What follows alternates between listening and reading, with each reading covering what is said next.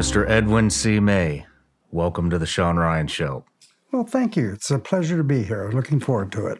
Man, I have been looking forward to this interview for a long time, ever since he kind of popped up on my radar with Joe McMoneagle, brought you up several times, and his wife, Scooter, and eventually connected us, which I'm super thankful for. And man, I'm just totally fascinated with this subject, with remote viewing, ESP, Stargate. And so I want to say thank you so much for coming. You're most welcome. It's a pleasure to find someone with the excitement that you already have for this discipline, because that's rare in this country for sure. Really? Yes. I don't know. I think it's a growing subject again then, because I see a lot of people that are interested in it. But, well, you probably have heard the phrase that it's the work of the devil. I've heard that several times. Yeah. Just a brief anecdote on that. I had a contract from the Air Force, about $1.5 million, and a nameless senior Air Force official said, "That's the work of the devil, kill that program." And they took the money back. Really? Yes. Didn't even want to look into it? Nope. Interesting. Yeah. Because we're not the only ones looking into this, from what I understand. The Russians are. Yeah. Who else is looking into this? Actually, there was a Hungarian fiction writer by the name of Arthur Koestler. I don't know if you've ever heard of him or not. When he passed away, he bequeathed a huge sum of money to Edinburgh University in Scotland to do psi research. And when they first started that, they did a worldwide search to be who would be the first professor to occupy that chair, and an American won that search. Bob Morris is his name. And he moved to Scotland, and everybody was nervous at the university about all this weird stuff. But he became head of the British Society of Psychology, not parapsychology. He spawned about 100 graduate students in Ph.D.s in parapsychology. And then Edinburgh University wasn't, in fact, proud of this, and it was on the front page of their website. So it's an amazing school in Scotland today, even. How many governments are looking into this? Are you aware? Certainly the Russians are. Hungarians are, with not a lot of effort. There's a big effort going on in Brazil now, and in Rio. Brazil, yeah, and of course Scotland, and Derby in the UK, a number of schools. At Greenwich University, there's a group doing work there. who would you say is maybe on the forefront of this? Right now, beside our group, you mean? Seriously, I would say Edinburgh University. They're doing very, very good work. Monroe? I'm sorry. Monroe Institute? They don't do parapsychology research there. I didn't hear what you said before. At Edinburgh University, they're doing excellent work there. Okay. Yeah. Okay. Well, I can't wait to dive in. It's, like I said, I'm fascinated. So kind of how I want to do the interview is we had spoken at breakfast about a kind of an aptitude test. Am I correct on that? That's a good way to word it, yeah. On if somebody may have capabilities. Call it remote viewing. Remote viewing. Yes.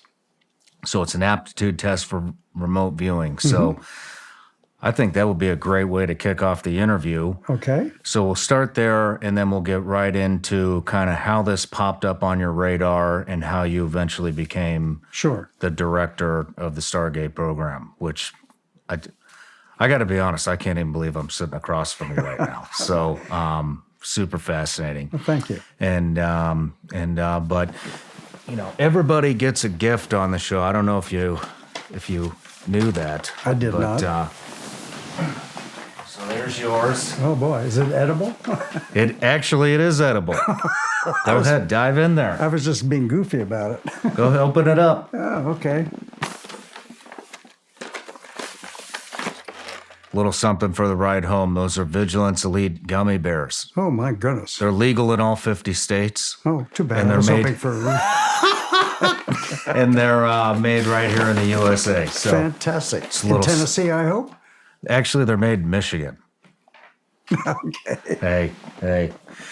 But Thank you. That's kind. you're welcome.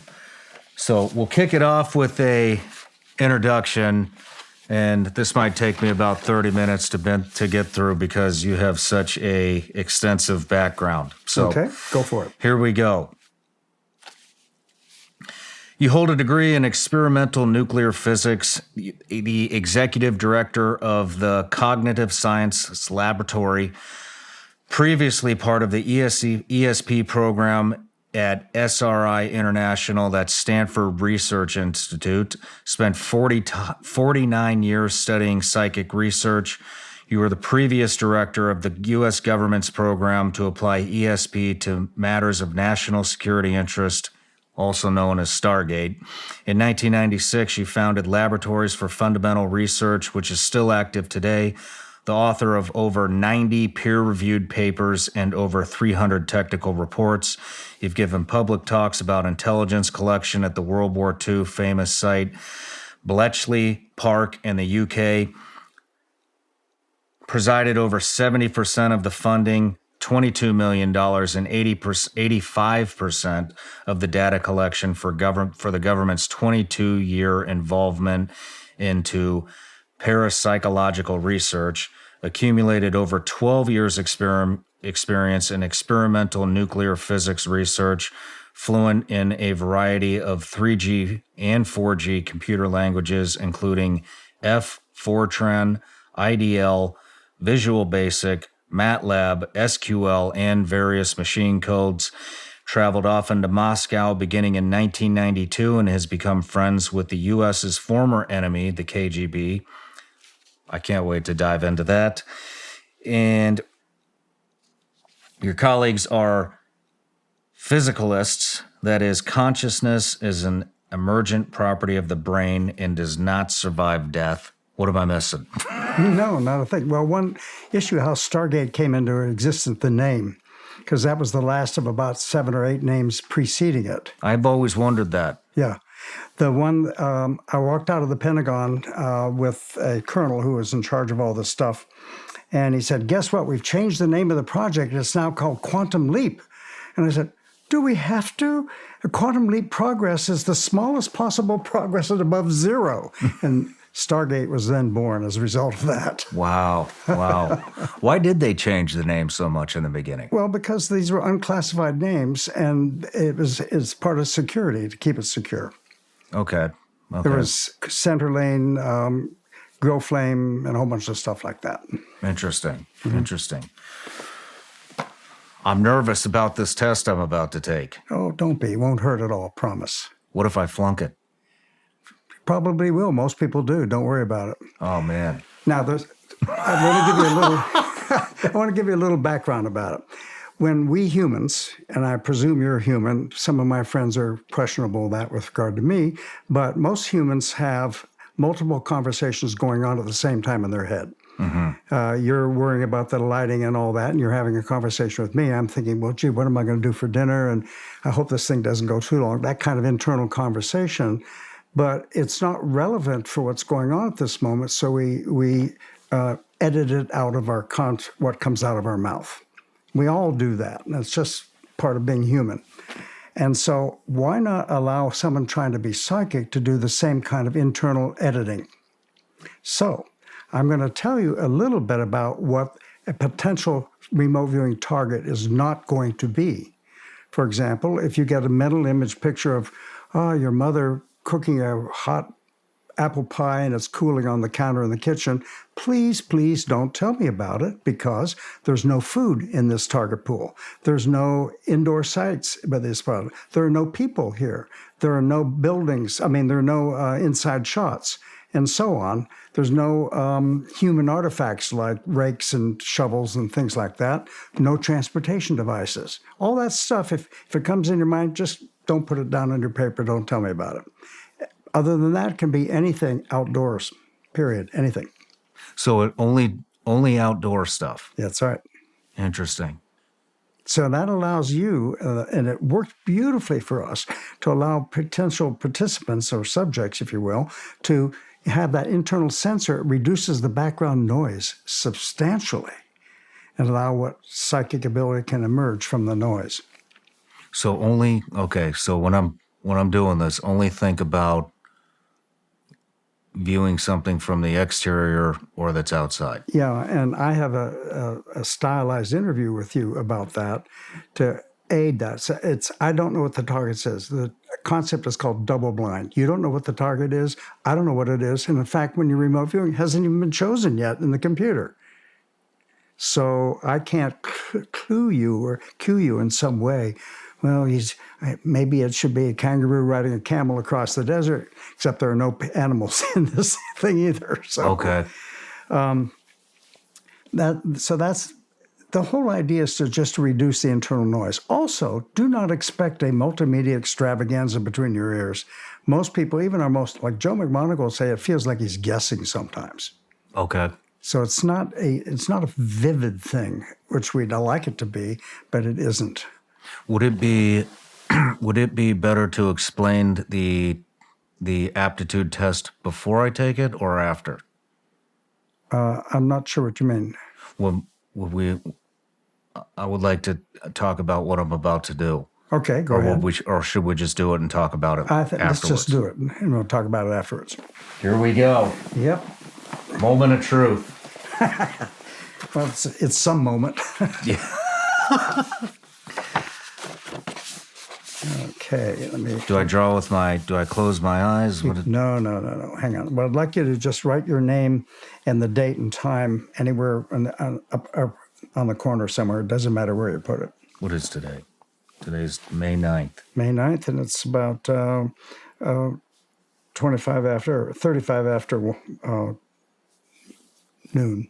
Now, like any kind of a job, I have to instruct you what it is I want from you. So when you're ready, I'll give you what's called the tasking, what I'm asking you to do. And it's very simple. Okay. Let me know when you're ready. I'm ready. Okay. Shawn, please access and describe a photograph I'm going to show you in about 15 minutes or less from now.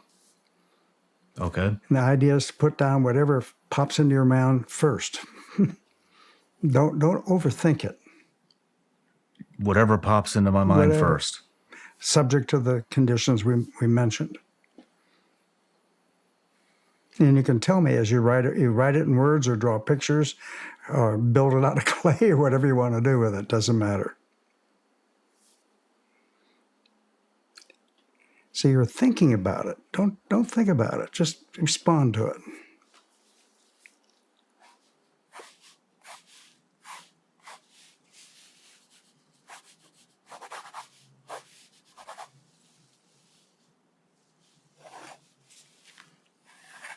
Talk to me. Drawing what came to my mind first. Which is it? Should I tell you what I'm drawing? You can. Show it to me even. Should I keep drawing? Well, no. Just all right. Capture what your experience is. Okay, that's a circle on top of a point. Is that what it is? That is a pyramid with the moon above it. And then this is some kind of... All right. I don't know. I was envisioning some kind of like circular, maybe cloud. Fair above enough. it. Don't go into that detail. Okay. Suppose you could sit on top of what you call a pyramid and gaze out in front of you. What do you see? It can't be animals, can't be any of that.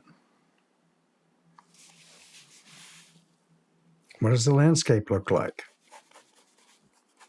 Okay. What did you write? I wrote a barren desert with a couple of dead trees. Okay. With no leaves on them. All right. Excellent. Let's take a short break here. Okay. We'll come back to it in a moment. Interesting thing about a break is we don't want to talk about what your experience is or anything like that. We'll talk about something else, like what are you going to have for dinner? What movie did you recently see? Did you see, I don't know, did you see the Oppenheimer movie at all? That was a strange movie. Don't go. Okay. I can tell you Is this the Civil War movie? No. This is over the Manhattan Project. Oppenheimer built the atomic bomb. Oh, yeah. I can't believe I just See, I'm not letting go of what I'm. All right. So when we're finished here, I'll give you a link to a Amazon Prime movie called The Day After Trinity, and that is an accurate portrayal with the real people that did the work. It's an excellent film. Okay, let's get back to it. I'll retask you. New paper? Pardon, no, right, the paper's good enough. And I want to get on record by saying the interview procedure that I learned, that I'm using with you, to a great deal I learned from Mr. Russell Targ. He was brilliant at that job, and I honor him for teaching me that. Excellent guy. Look around. War, inflation, recession. Did you know that many experts call gold the everything hedge? Gold often goes far beyond hedging against inflation or the stock market. It can potentially guard against today's wars in Ukraine and the Middle East, not to mention the great economic danger of a recession lurking. That's why gold just hit another record high, and central banks keep buying gold at a record pace. Join the thousands of people who have called Goldco their #1 rated gold company. Diversify your money with time-tested assets, physical gold and silver. Today, Goldco is offering up to 10% instant match and free bonus silver with a qualified account. Go to ShawnLikesGold.com or call 855-936-GOLD and see if you qualify to get your bonus silver today. Once again, that's 855-936-GOLD or visit ShawnLikesGold.com. Performance may vary. Consult with your tax attorney or financial professional before making any investment decisions. Today's show is sponsored by HelixSleep.com. Sleep, especially as you get older, is critical, especially that deep, comforting sleep. Go to HelixSleep.com and take the sleep quiz. I took it and was matched with the Midnight Lux. Helix knows that everyone's unique, so they have several different mattress models to match based on your body type and sleep preferences. Once you match, your mattress comes right to your door, shipped for free. When you receive your Helix mattress, you'll be amazed at how well you'll sleep. And if your back needs some extra TLC like mine, you'll love their hybrid design that combines individually wrapped steel coils in the base with premium foam layers on top. They have a 10-year warranty and financing option, so a great night's sleep is never far away. Helix Sleep is also proud to support our active military service members, veterans, military spouses, and military family members with exclusive discounts on promotions on Helix products. Helix is offering up to 30% off all mattress orders and 2 free pillows for our listeners. Go to helixsleep.com/SRS. That's helixsleep.com/SRS. This is their best offer yet, and it's not going to last long. With Helix, better sleep starts now. Okay, onward. So, retasking. Shawn, please access and describe a photograph in drawing or pictures or words about a photograph I'm going to show you, say, 10 minutes from now. Go for it. This is a different one. Nope, same picture. What if something different's in my head? Write it down. Helps if you write words to help me understand the squiggles that you draw as well. Okay. What you got? I got a house, which is actually a concrete house. Okay. A big pond. All right. And then just vegetation, trees. Excellent. Okay, and now I'm going to surprise you. We're going to cut the session off now. Okay. Why do you think I'm doing that? Exercise is complete because I'm drawing something completely different than what I did before. Well, no, I'm doing it because we like, as humans, to fill in the blanks. Well, there's a house there, must have XYZ on it, or that pyramid must be whatever it happened to be. So we'll call a stop to it. And I now do a look. The job comes to me. Now, the target has not yet been chosen. I have no idea what it is. So I'm going to analyze your results. Bear with me 1 second here, a little bit of homeworking here. This computer, oddly enough, is very slow. May I have the sheets, please? Thank you.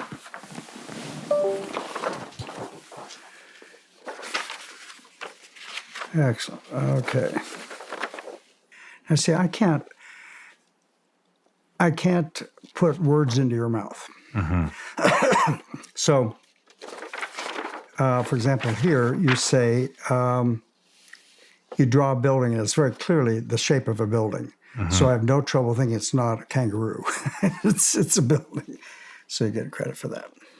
What I'm doing, and I don't want to get into the technical details, it's called fuzzy set analysis. I'm trying to encode what you said in a way that this computer can understand to do the arithmetic with look, Ma, no hands. Interesting. Yeah. Okay. You've got trees. And we got this stuff here. And I'm not going to describe what I'm doing here because this is going to be public. And we don't want people to have to guess this list I'm doing here. This circle thing that you do here, what did you say here? That is a body of water, a lake or a pond. Okay, thank you. Okay, I think that's pretty good. Pressure's on me, not on you. to do I this feel right. nervous. Huh? I feel anxious. If you're anxious, so am I. All right. I want this to work really well. Okay, now the computer goes to work by itself. What it means is it still hasn't chosen a picture yet. Really? Yep. Now, it doesn't pay any attention to what I put in there because that would be cheating. In other words, it would choose a picture that matched what you said. That's not happening. In the code, it just doesn't do that. But now it's going to randomly pick the picture for us. This is a demonstration. The participant is Ryan. And this is trial number 1. And target B was the right answer.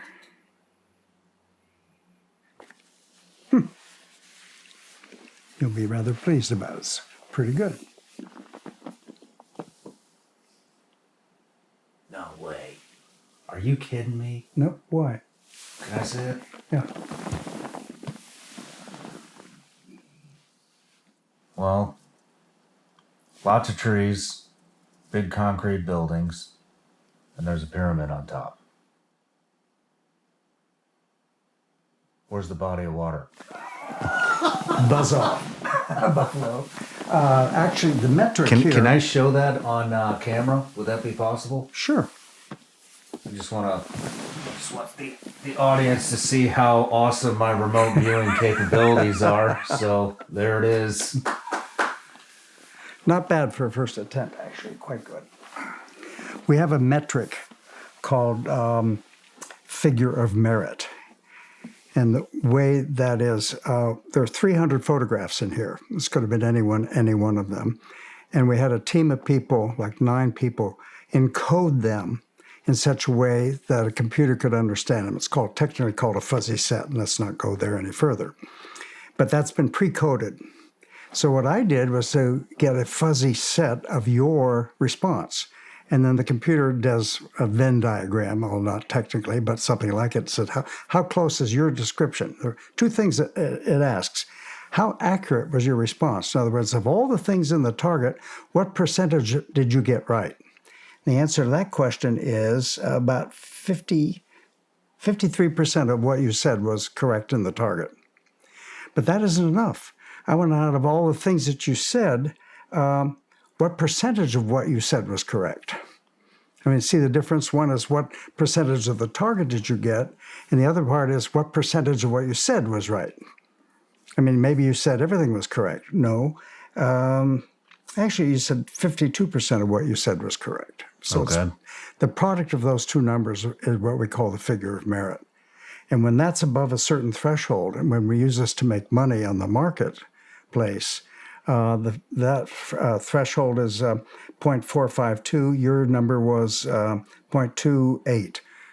Wasn't good enough to bet money on. Okay. But only about 20% of Joe's is, or 20% of Angela Ford's are. No good. It's a very high, in fact, it almost never misses above when it's that good of a remote viewing. So congratulations, Shawn. I'm really pleased. You did a damn good job of it.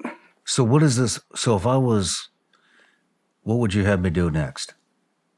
Go on with the interview. If you were looking at me to see if I had these capabilities, would that be let's move on to the next test, or would that be yeah, but not hey, right away. Thanks for showing up. If we need you, we'll be in contact. Not quite. I mean, tell me why it would be a mistake to have you do it again right now. Because I would overthink it. Not only that, one has to ask the musical question, from where does the information arise? And my colleague and I have been worrying about that a long, long time. And that is, did you get it from looking into the future and seeing the picture, another precognition? And if you did that, but 20 minutes from now you have a different picture, how would you be able to sort that out in your mind, which precognition pays attention to it? No. So we only collect data with Angela Ford, 2 sessions a week. 2 sessions a week? Yeah. That fast of sessions? Wow. Actually, the fastest one of our participants is a psychologist named Nevin. And I say, okay, please access and describe the same thing I just said to you. So he said, oh, there's a tree in a path. I quit.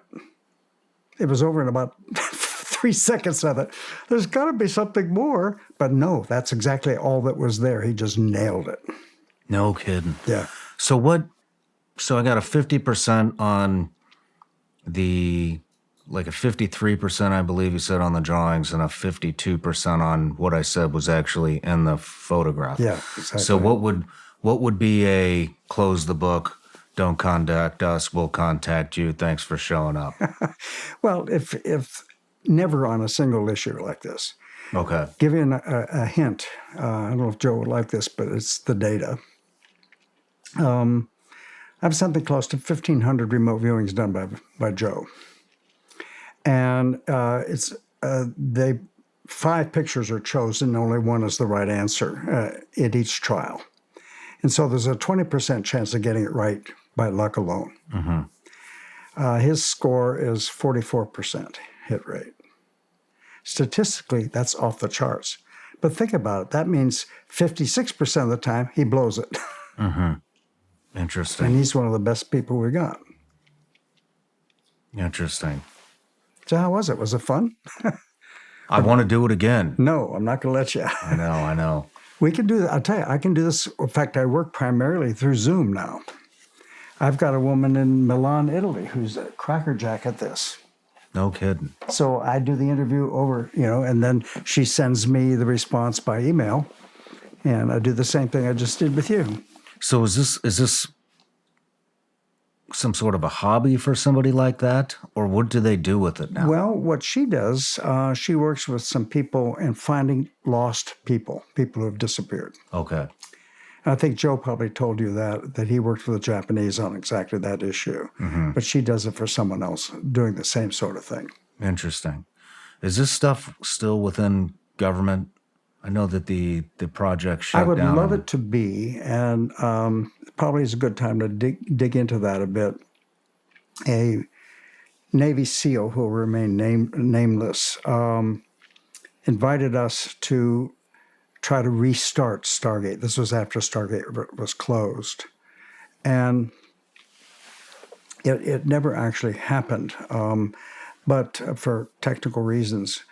But I think what's interesting is that... what do you mean technical reasons? The person in charge, I don't want to mention her name, it was an intelligence officer in Hawaii. And there were other reasons I wanted to put her out of business. So the money didn't come forward and we actually didn't do the experiment.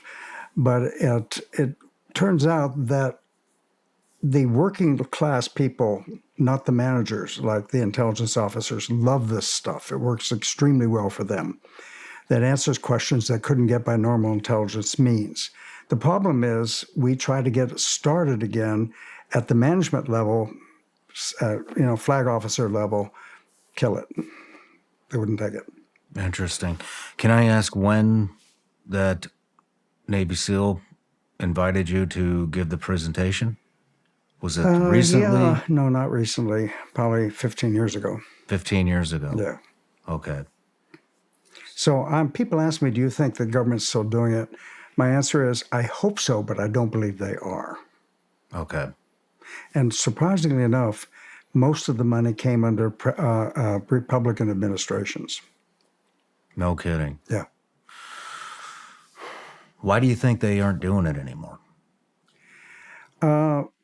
For a number of reasons. First off, intelligence collection has drastically improved over the years compared to what was going on during the Cold War. And so it's not needed as much.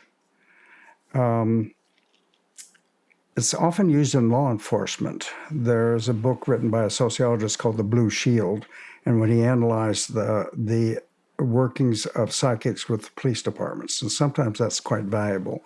But in terms of the intelligence collection world, it's not needed as much as it used to be. Okay. Literally. I mean, it's noisy data. It should never be sole sourced. And I don't mind saying this in public. I was on a television interview show with on Nightline. And opposite me was Robert Gates, CIA director at the time. And the Larry King, I think it was the fellow interviewing me. In the green room, they said, you should interrupt and make it really lively. And I caught this, the previous director, Robert Gates. My own fear was sitting there. I was going to call him Bill Gates. So I called him Mr. Director all the time on TV.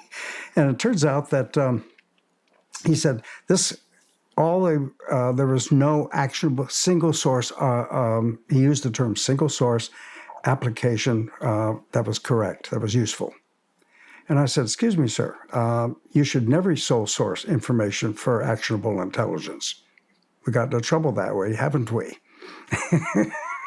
So Larry King said, let's move on. And that's true. And it wasn't perfect, but it was good enough to keep people coming back.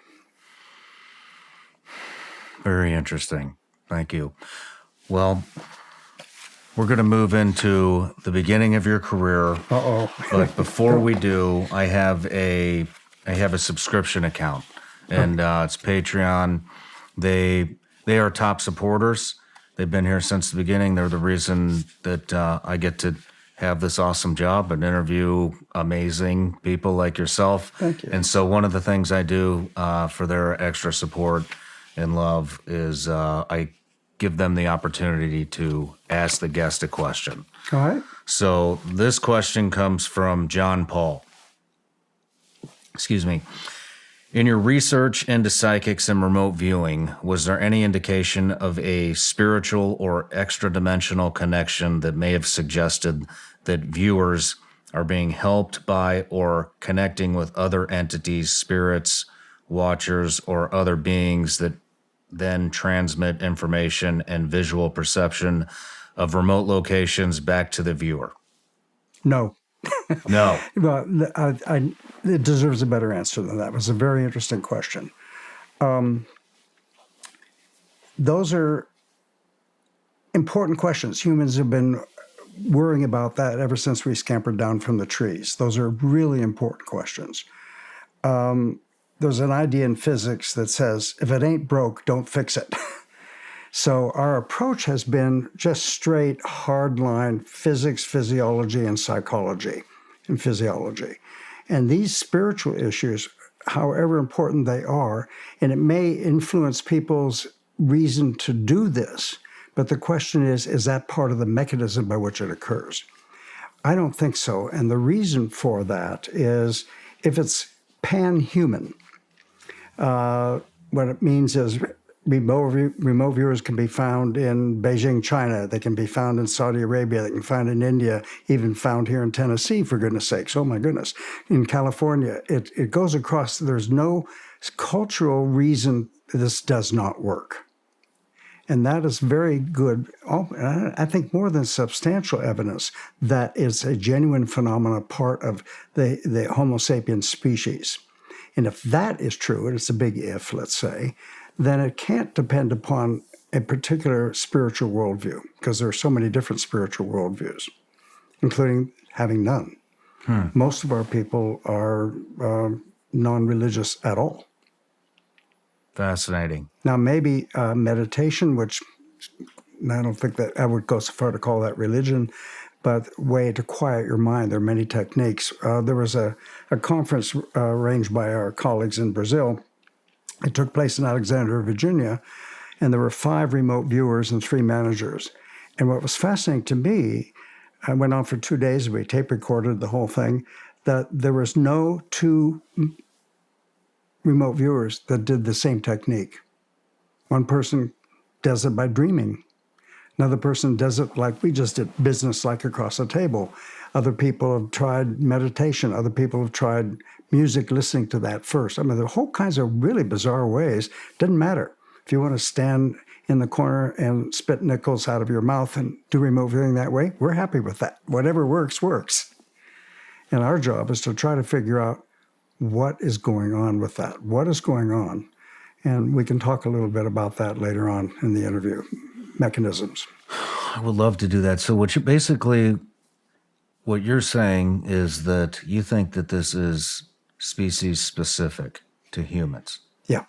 Now, not exclusively, but what that means is there isn't a culture in Central Africa, let's say, or in Norway that can't do remote viewing.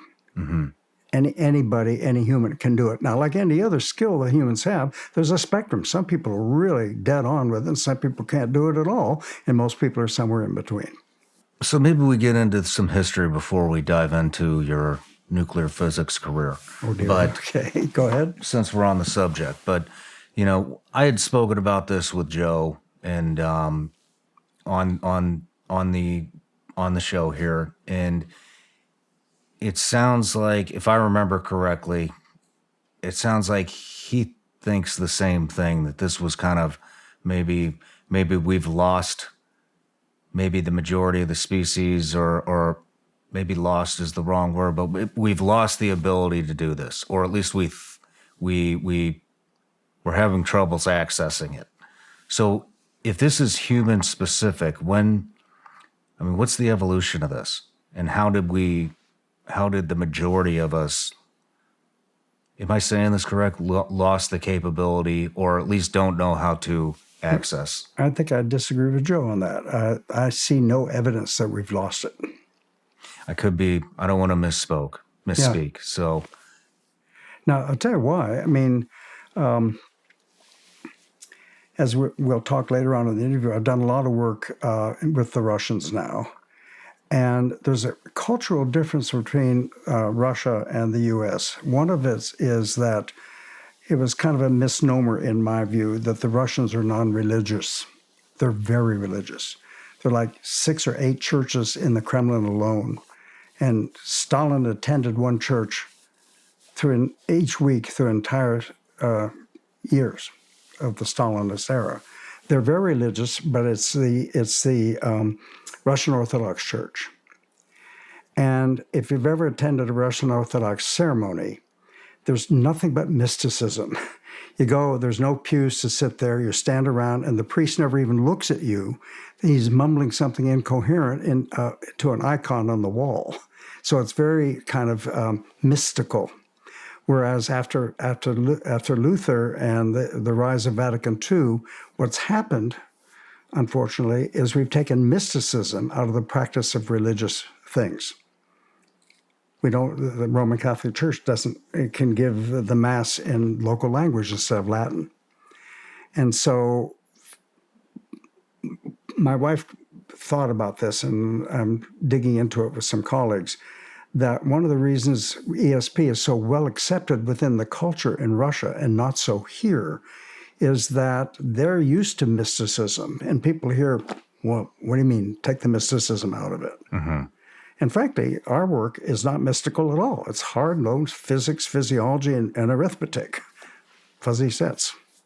I want to reiterate, I maybe have misspoken, but I remember talking to Joe about how communication was, in early times, talking caveman times, that communication was a lot more efficient and deliberate than it is now.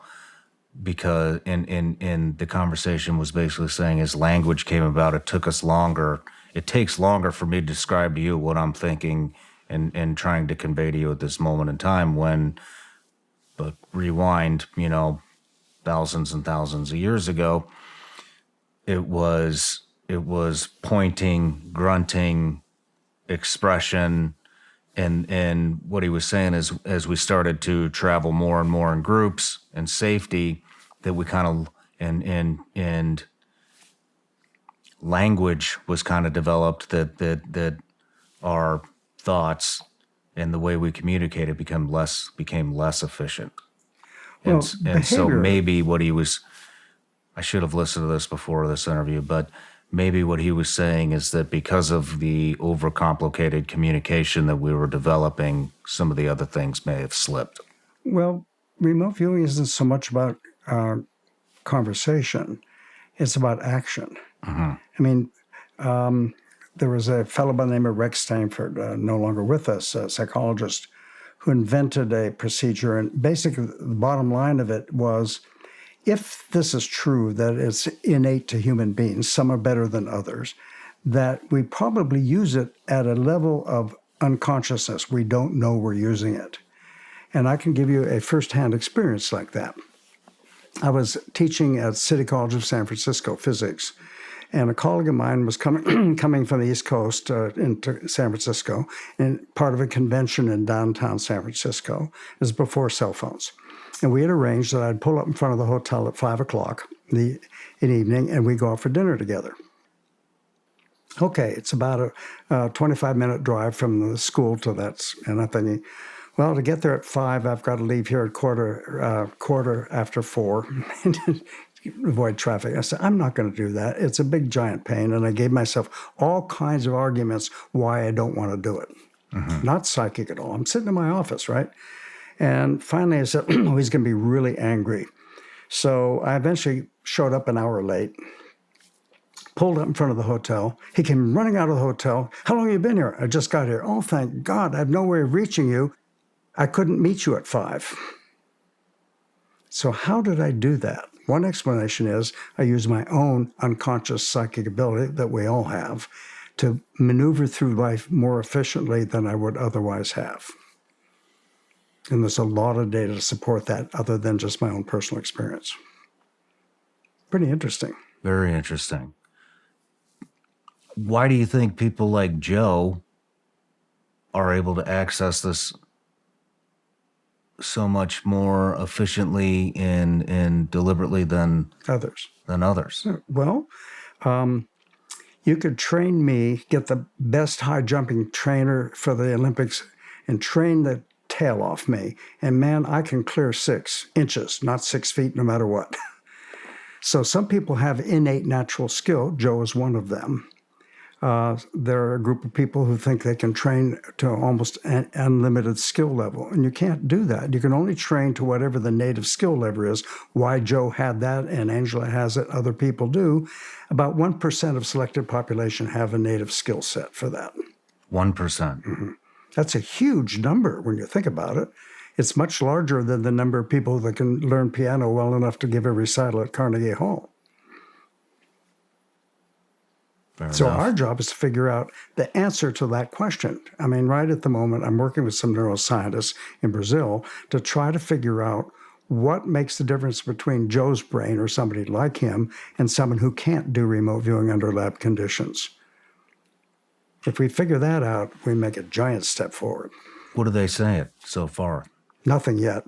Nothing yet? It's a very difficult problem. They don't even understand much of standard neuroscience. That's something as weird as this. What do you think?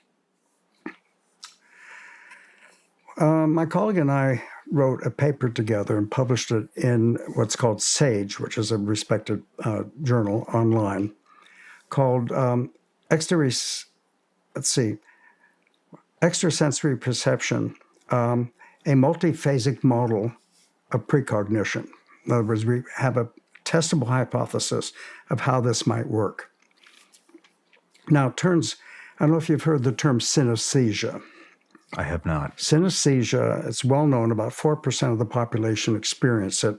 People who have synesthesia, called synesthetes, they see numbers and color. They experience music viscerally in their stomach rather than listening through their ears. It's sort of like crosstalk about various parts of the sensory systems in the brain, and that's been confirmed with a functional MRI and so on. So for all of our participants, including Joe and Angela, and they all have synesthesia, all of them. And that is a huge clue about what's going on. And what that means is in the white matter of the brain, there's a lot of communication going back and forth across the brain. And we posit, needs to be shown if it's true or not, that someone who is really psychic, like Joe, will have much more hyperconductivity inside the white matter of his brain than the average person will. If that's true, we're home free. So we're working toward that end. Wow. Very interesting. How long have they been working on that? Down in Brazil? 2 years. 2 years? We're just barely getting started. In fact, Angela and I are going down to Brazil sometime later this summer as what's called a case study. We're going to put her in a scanner and see how her brain is configured compared to baseline people. So we shall see. I can't wait to hear about that. Well, let's dive into you. Okay. So, nuclear physics. How did we get into nuclear physics? What was the interest? Well, I went to a boys' boarding school from 7th grade onward. So my sophomore year, I took biology, and I thought, I'm going to be a biologist. My junior year, I took chemistry. No, I'm going to be a chemist. Guess what my class, what was in my senior year, was physics. And that's goofing around a little bit. But the real serious issue, I've never had a good memory. And in physics, you don't have to remember as much stuff as you need to in these other disciplines. There's no complicated Latin names for stuff and things of that nature. And you can remember just a few basic things and derive other things that you need because you're pretty good at arithmetic. You don't have to remember it. And that's part of the reasons why I did it. I got interested because the toys were fun. Accelerators and high-speed electronics and things like that was lots of fun, and I was darn good at it. How long were you involved in nuclear physics?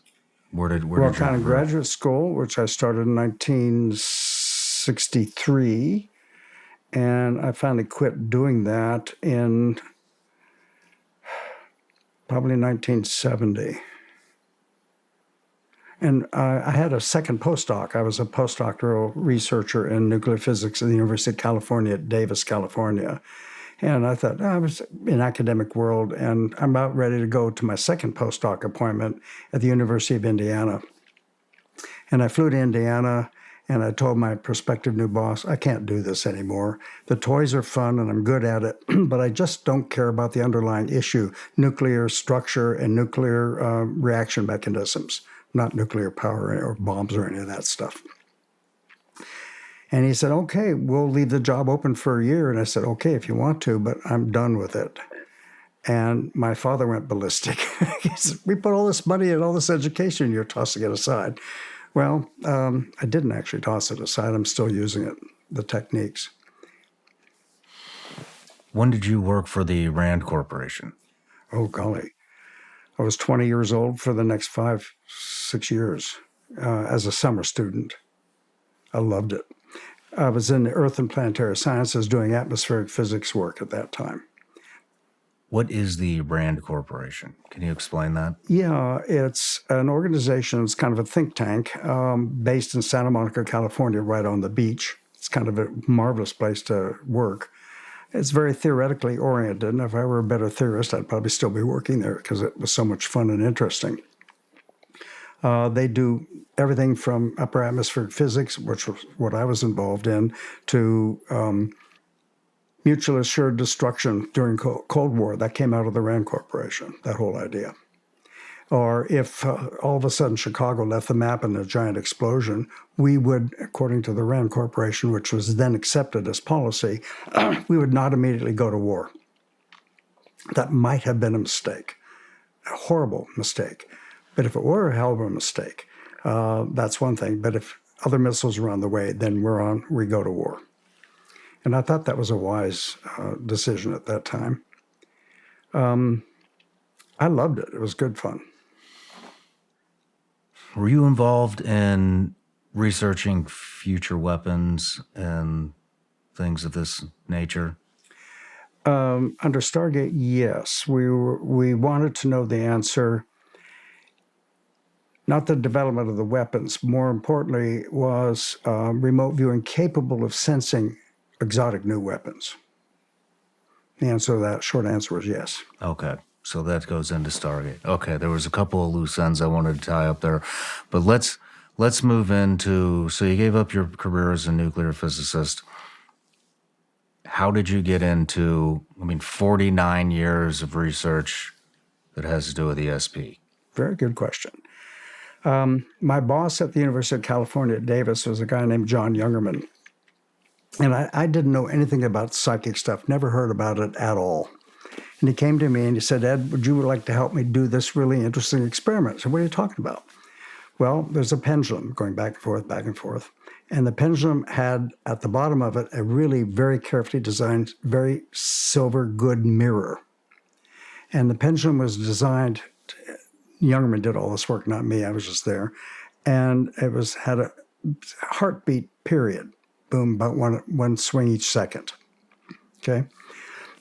And we could use laser interferometry to know the position of that pendulum down to a fraction of a wavelength of light, very accurately. So it's a really accurate thing. And then we want to know whether people can concentrate on it and by magical psychokinesis, mind over matter, could they either increase or decrease that swinging pendulum? That was the whole idea. The problem is, it's sensitive. That means it's sensitive to everything. The end of the story was we had probably the most sensitive Interstate 80 truck detector in history, which was 2 miles away. So we had to give it away. But I was like in my early 30s, 31 or so, and I saw an advertisement by a well-known psychologist, Dr. Charlie Tart. He did the definitive work early on altered states of consciousness. In fact, he was mentioned even in the movie called Altered States. And he said, well, there's a weekend seminar here by a guy named Bob Monroe, who I'd never heard of Monroe Institute. And, nothing better to do, I'll go and listen. They're talking about out-of-body experiences. Out of what? Huh? Out-of-body? You're got to be nuts. What are you talking about? So here's this 50-year-old guy up there talking about the weirdest thing I've ever heard in my life, that he gets out of his body, and while he was out of his body, he pinched his girlfriend on the butt and raised a slight welt. I thought, oh, really? And he wrote a book called Journeys Out of the Body, which I'd recommend. I have it on my shelf at home. Read it in two sittings. And I thought, well, he's a businessman. I'm a physicist. I can do this if he can. And so I gave it a good college try for a couple of nights. Nothing happened, and I put it away on the shelf saying, oh, it's all silliness. Well, I was down at UC Berkeley doing straight physics on the cyclotron lab there, and I saw another flyer saying, the science of extrasensory perception. Is there science of ESP? Are you kidding me? So I wanted to go hear that talk. And that talk was given by a guy named Mr. Charles Honorton, who's no longer with us, I'm sorry to say. And he was talking science. I mean, really statistics and what double-blind protocols, and I learned about that from him, and he became my mentor, actually, and got me into this field. Really? Yeah. Where did you go from there? He went to Edinburgh. We actually helped him financially to get to Edinburgh to do his Ph.D. He never finished college, but he was a very, very clever, smart fellow. And Edinburgh took him on as a Ph.D. student. And he dropped dead on the scene there, unfortunately. He had a congenital heart problem that took him away. Oh, man. Yeah. But your research, from what I understand, never ceased. So where did you go from there? Well, I met Ingo Swann. Ingo Swann's a well-known artist and psychic, and we did some work together with Chuck Honorton at Maimonides Medical Center in Brooklyn. In the Department of Psychiatry, in the basement, they had a parapsychology lab doing dream telepathy experiments. And that's been written up by the chairman of by at Yale University. What is dream telepathy? Somebody's in a isolated chamber going to sleep, and they're monitoring movements of the eyes while the person's asleep, so you can tell when they're dreaming. Because when you're dreaming, you get what's called REM sleep, back and forth, back and forth. And so an experimenter would see on the chart that he's sleeping. He'd press a button, and somebody down the hall had viewmasters. Those things would click three-dimensional pictures of a scene, and they were supposed to project somehow magically that information into the person's dream. Then in the morning, when they woke up, they had the actual viewmaster that was used for the stimulus plus three others, and the participant had to decide which one was the right one. And that worked exceptionally well. So the viewmaster was It's a round thing like with little slide pictures in it, all of the same theme. And it's three dimensions when you look through it, and you click on it to the next view of the same scene. And so one of those scenes would have been in their dream? Not scenes, but one of the whole discs of the disc of a viewmaster was all on the same theme, but different views of the same thing. Okay. So there were different viewmasters with different scenes altogether. And the person had to pick out which one was the right one. What do you mean the right one? The right one The one the person was staring through while the person was dreaming all through the night. Oh, and that worked. You bet, big time. So you kind of came into this as a skeptic. It sounds like I'm still a skeptic, actually, with regard to mind over matter, so-called psychokinesis. But you came in to the presentation to the Monroe Institute as a skeptic. Then you were really drawn to the science talk. Yeah. Worked with them, then moved over to this. What? Well, there was one amusing thing, though. When we'd answer the phone in the basement of Maimonides Medical Center, we'd say, "Hello, Division of Parapsychology. May we tell you who's calling?" And if that cognitive dissonance on the phone, what are you talking about? But that was really good research there, actually. How long did that go on for? Oh, God. It was run by Stanley Krippner, a well-known name in the field, who's just turned 90. And Alan Vaughan. And Alan Vaughan introduced me to Ingo Swann. That's how I met Ingo, actually. And so when you were doing what was it called? Dream? Yeah, I was not involved in the dream research. You were not involved in the dream research. What were they looking for? Say they made the connection. Okay, the dreamer is able to identify. Yeah, now the question is how and why. And we're still asking that question. But what Chuck Honerton said, no researcher wants to stay up all night. It's a hard way to get one set of data all night because you have multiple dreams. Dreaming time over the night 4 or 5 times each. So and you don't get, as a researcher, you don't get any sleep.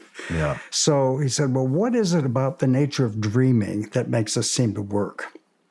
So he guessed that it's what's called somatosensory reduction. In other words, you don't feel cold or hot, and your body is in a very comfortable, relaxed chair. So he said, well, there's other ways to do that besides being asleep. So he invented something from the research elsewhere in Germany called Ganzfeld, meaning whole field. And what they do is they put you in, and it's an extremely interesting thing. They take a ping pong ball, cut it in half, and gently glue it over your eyes and shine a soft red light in your face. So no matter where you look, you just see a patternless feature of the same kind of color, no gradients in it at all. And do the same thing with your ears with very quiet white noise. So what you hear is shh, right? So there's no pattern. And what happens, it is bizarre as hell. I've been a participant in those kinds of studies. You know your eyes are open. You're told to keep your eyes open. And you know it's red. And all of a sudden, it's dark. The red experience vanishes. Your brain says, well, there isn't any patterns here. We give up. So it's a kind of altered states of consciousness. except it happens in 20 minutes, not all night long. And when that happens, then they do the same thing with the Viewmasters or more sophisticated ways of picking a target. The participant still has to choose which of the 4 possible targets is the right one.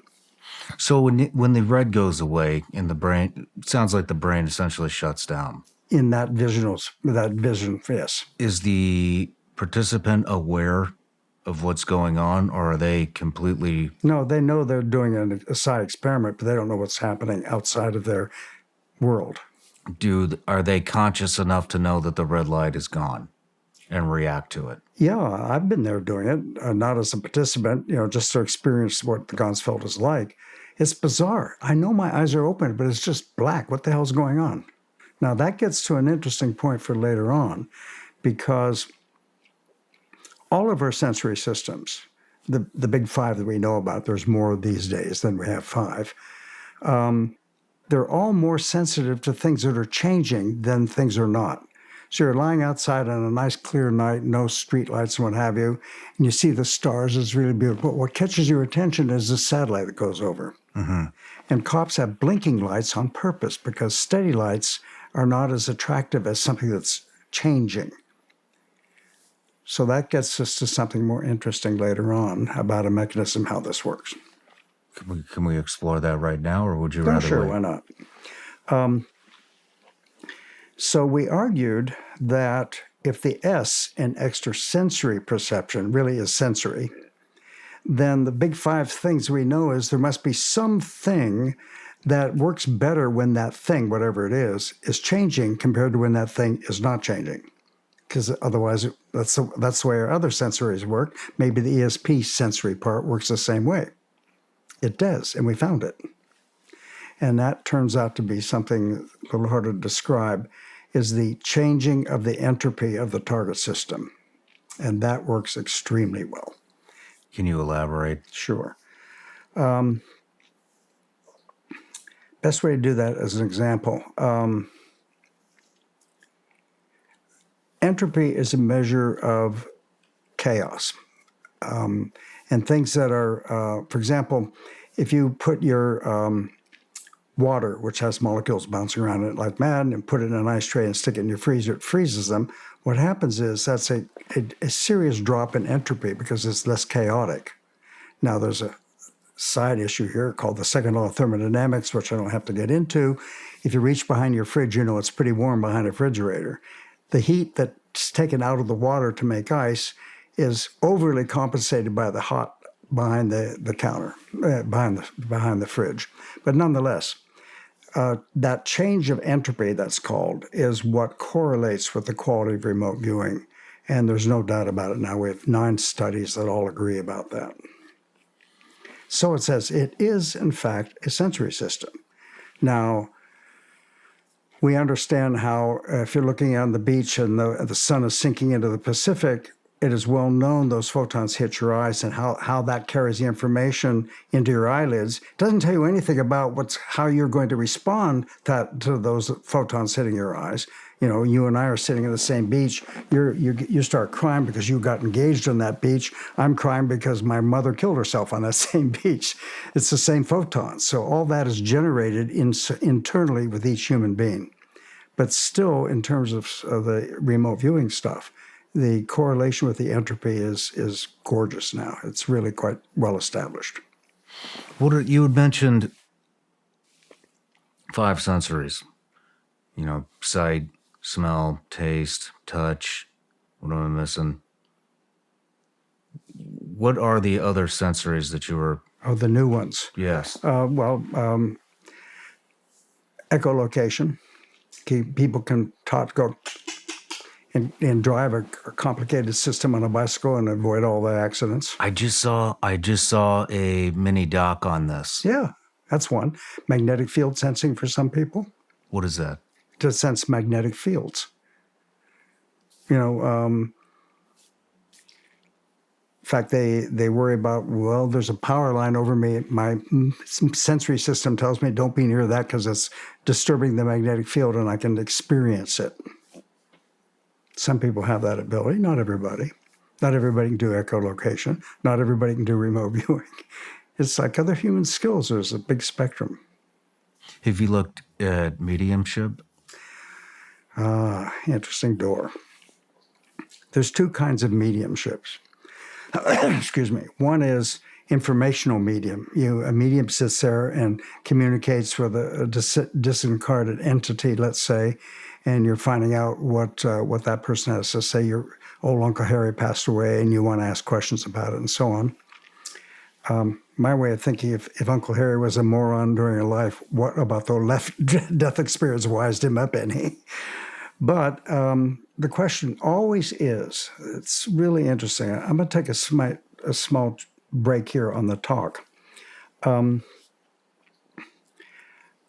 There is a worldwide organization founded by Margaret Mead, very famous woman. She was in charge of the American Society, AAAS, American Association for the Advancement of Science. And she inducted the Parapsychological Association as one of the affiliate members of that organization, and they still are part of that. So it's a very serious thing. And, so I was a member of the Parapsychological Association for years, and I went to the current president. I was president 1 year and on their board and all that. I went to this fellow. His name is Dean Radin. I said, Dean, I'm quitting the organization. He said, okay, what can I bribe you to do to stay for another year? And I sort of said, how much are you offering me? And he said, okay, we'll give you, how about the Career Achievement Award? I said, okay, fair enough. So the rules are that if you get the Career Achievement Award, which I got, that you give an invited talk at the next year's convention about all your glorious contribution to psi research. Okay. So I'm there in my coat and tie, and I'm behind the podium, and I said, look, you guys have known me for 30 years, and my contribution to this field is well established. Then I walked in front of the podium and put my hands on my hips, and I'll say, now, let me tell you what's wrong with you bastards. I ripped everybody apart, including me. I said, look, I'm a physicist. There is no way in hell I should be doing psychophysiology measurements. What do I know about that? I'll make all the mistakes that the people who started that made mistakes. And we are all amateurs in that regard, including me. We're wasting our time. I would never invite a student to get into this area until they get a serious degree in some other discipline. And I bragged a little bit, and then I said, it's actually something that's sorrowful, and that is I held a 20-year career job where I was paid industrial scale wages and benefits and vacation and all that sort of thing, medical care. And I had no other job at parapsychology research. And as far as I know, and it's been confirmed, there's no one else in parapsychology history that can make that claim. And that's pathetic. You need to have a way to make a living that way, or why would you do it? So I don't know if I can say this on camera, but I'll say it and then you can edit it out. I said, I've been studying, I'm a physicist. I don't know anything about psychology, but I've been studying Freud a little bit. And, dramatic way I did it. I said, I've discovered why women are not as good remote viewers as men. Well, that turns out not true. I just said that. And I hesitated. And I said, penis envy. And the whole crowd started laughing hysterically. And I said, that is the right response to stupidity. What I said was made up and stupid. Now, I'd like to know, how come you don't have the same response when you are pushing quantum mechanics as an explanation for this phenomenon? You could have heard a pin drop. That was the whole point of the thing. People came up to me, boy, we loved your talk. I thought they were dialing the Tar and Feather Company to come and grab me. And that paper's written up. It's been sanitized, so it isn't quite so grim. I can send a copy to you if you want. Thank you. Because it does raise an issue. There are three things that we don't know. No one knows. Number one, if you have a psychic experience, how long does it last? And that's really important to know. If it only comes in bursts of milliseconds, there's no point in putting in an MRI machine because that takes 10 seconds to do anything, let alone milliseconds, forget about it. And second one is, when most particular good remote viewers do not have control over their remote viewing.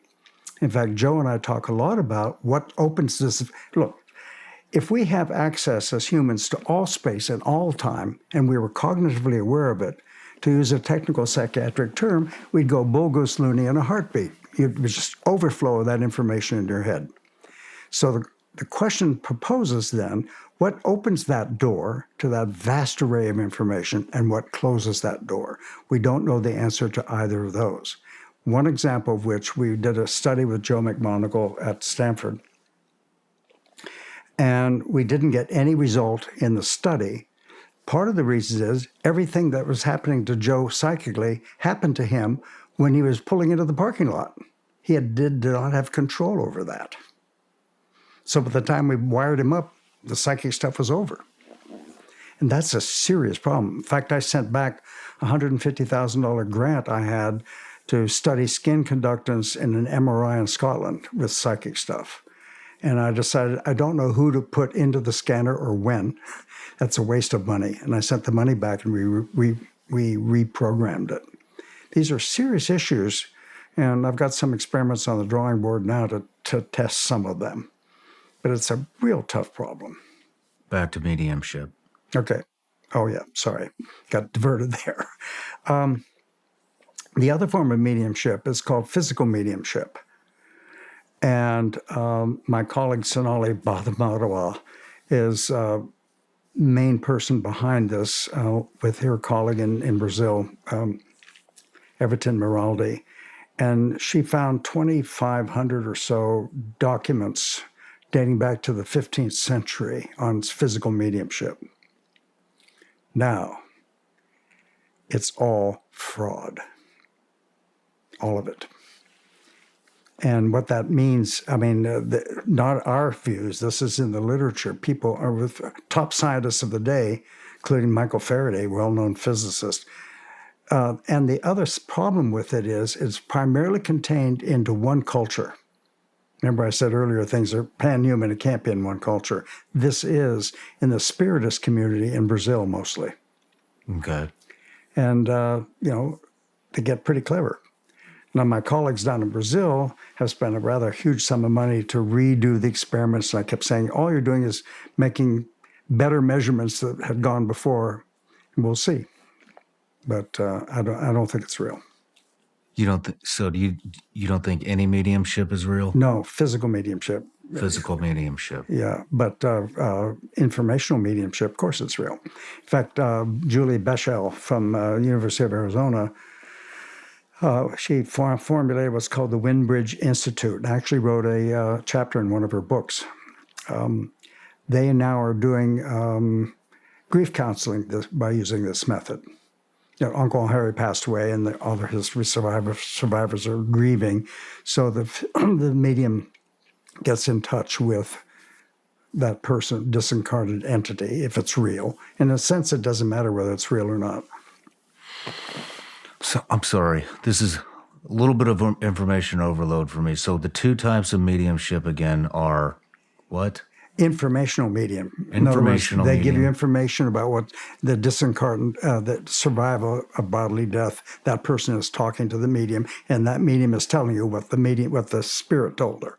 Physical mediumship means creating things out of thin air, like ectoplasm, this weirdly weird stuff, or physically it was called table tipping in the early days. The tables would rise up, and it's all done in the dark. Tables would ride up and move, or table rapping. You'd hear people banging on the table. Spirits doing that. And physical mediumship is what you're saying is... That's what I'm just telling you. It's all fraud. I think so. According to your research. You had brought up the magnetic fields, which actually caught my attention, about people who maybe don't want to walk under power lines because it interrupts their magnetic field. What do they say about that? It's a very controversial area. There's a woman I know in Moscow, Natalia Lebedeva. She did the definitive work on, if you hold your cell phone up to your ear, like a lot of people walk around all the time, is that radiation hurting your hurting you in some way? And the answer for her research, no. She got the Lenin Prize for her excellent work in science. She's come to visit me in Palo Alto. Interesting woman, very smart. She works for an organization called the Institute for Higher Nervous Activity. It's like that. I don't know whether that's what she meant, but very competent. Whether or not there's danger for living under a power line, I really don't know the answer. I don't think anybody does. But a lot of people think there must be, and they choose never to live under them. So what do you think about people that have this sensory? Oh, well, that don't magnetic sensory, that's a real phenomenon. I mean, for example, if you have hemoglobin in your blood, which we all do, hemoglobin has a magnetic aspect to it. So it's not at all surprising that, in fact, homing pigeons get to where they're going because they can see the Earth's magnetic field, feel the Earth's magnetic field in their own blood. And some humans can do that also that are better at it. Fascinating stuff. Yeah. Fascinating stuff. Well, Edwin, let's take a quick break. Okay. And when we come back, we'll get into your time at SRI. When I first started this whole podcasting thing, an online store was about as far from my mind as you can get. And now, most of you already know this, but I'm selling Vigilance Elite gummy bears online. We actually have an entire merch collection that's coming soon. And let me tell you, it is so easy because I'm using a platform that is extremely user-friendly, and that's Shopify. Shopify is the global commerce platform that helps you sell at every stage of your business. What I really like about Shopify is it prompts you all the things that you want to do with your web store, like connect your social media accounts, write blog posts, just have a blog in general. Shopify actually prompts you to do this. You want people to leave reviews under your items?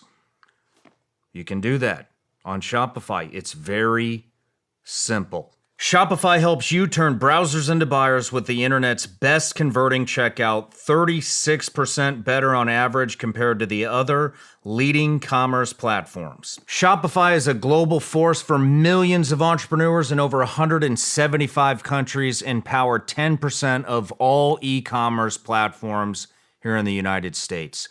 You can sign up right now for $1 a month. It's shopify.com/Shawn. That's all lowercase. Go to shopify.com/Shawn now to grow your business no matter what stage you're in. That's shopify.com/Shawn.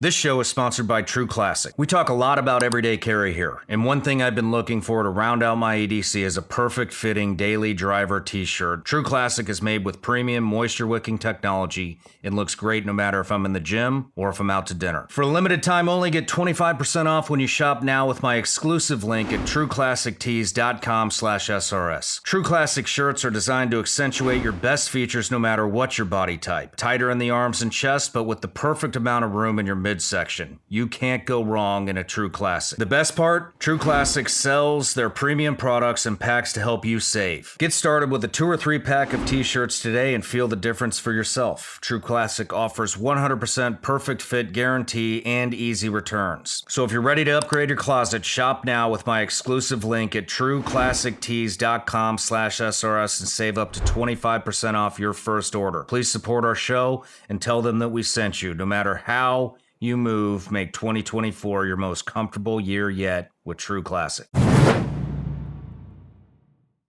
All right, Edwin, we're back from the break. Okay. We're going to get into some SRI stuff. So, very good. In 1975, you joined the ongoing U.S. government-sponsored work at SRI, formerly called Stanford Research Institute. You became interested in parapsychological phenomena, and in 1985 became the program's director. Can we dive into how you got involved with SRI? Well, it was late 75 as a consultant. That was arranged by Ingo Swann. Okay. Because Ingo and I had worked together at Maimonides Medical Center and published some of our results. And he couldn't tell me that it was all classified. But he said to me, you're a physicist. I'm involved in some work at SRI that involves physics, and I'd like to know whether you'd be interested if I were to bring it up. And I said, well, I need to learn more about it. Well, let me go talk to the people in California about it first. So I found out later Ingo threw one of his infamous tantrums and screamed and yelled.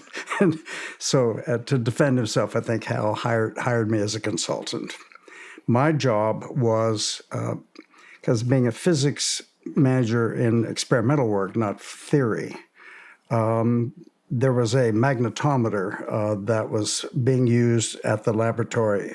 And the idea was that Ingo was supposed to use his psychic ability to distort the magnetic field around the magnetometer. And I said, okay, fair enough. I'm good at debugging these things. Let's see what happened. So I went and I bought a few dollar bar magnet, little tiny bar magnet. And the magnetometer was in the lab, and I was outside in the hall, and I just walked doing this with the bar magnet, flipping it back and forth, and the strip chart recorder followed my thing. In other words, it wasn't as well isolated as it should have been. So in a sense, I did my job as to show that it's, hey, don't put much faith in this, fix it or quit. Mm-hmm. It was funded by the Navy, actually.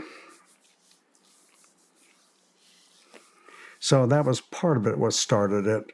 And I ended up being a consultant all the way up till 79, and finally they decided to hire me as a senior research physicist. My consulting was not part-time. I was a full-time consultant. Okay. Yeah. So they hired me as a senior research physicist and went on from there. What kind of stuff were you guys getting into there? Well, the agency, first of all, people think of our program as a CIA program. They accounted for less than 2% of our entire funding. Really? Yeah, they didn't fund us.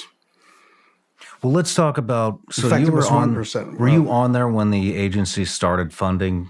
I was there while it was still funding it. But not at the beginning. No. Can you talk about? Do you have knowledge about what caught the CIA's interest? Yes. In this program? In fact, it's in one of my published books about it because the CIA released it. One of the things that's really fun in my briefing is to make fun of the CIA, which I do extensively, because the Congress ordered the CIA to release everything. Now, so there are like 5 or 6 copies of the same paper with different redactions on each of these paper. So I've got a letter signed by William Casey, the director of the CIA, where his name is not redacted. All the other versions of it, his name is redacted. And it says, released by the CIA with this number, so it's not, I'm not breaking any laws, right? Mm-hmm. They did it. And the only thing they redacted in the whole damn thing was the author of the memo to Casey starting the program. And they didn't redact his name. They only redacted his signature, and you can see that because a little bit of the part of his signature sneaks out underneath the redaction. Wow. Come on, guys. I mean, they didn't give a damn, they were just doing it all together. But what caught their attention to give any funding whatsoever? Very good question, and I think I know the answer to that. It was Ingo Swann, actually. Ingo was doing some work. First of all, back up. There's an organization in London called the Society for Psychical Research. And it was founded in 1882 by some of the top scientists of that era. And that spawned a number of sister organizations, one of which was called the American Society for Psychical Research, based on 73rd Street in New York, Manhattan. In fact, I was invited to give a talk there, so I went to my management at SRI. They did some background and said, oh, my God, that's older than the American Physical Society, so go, which I did.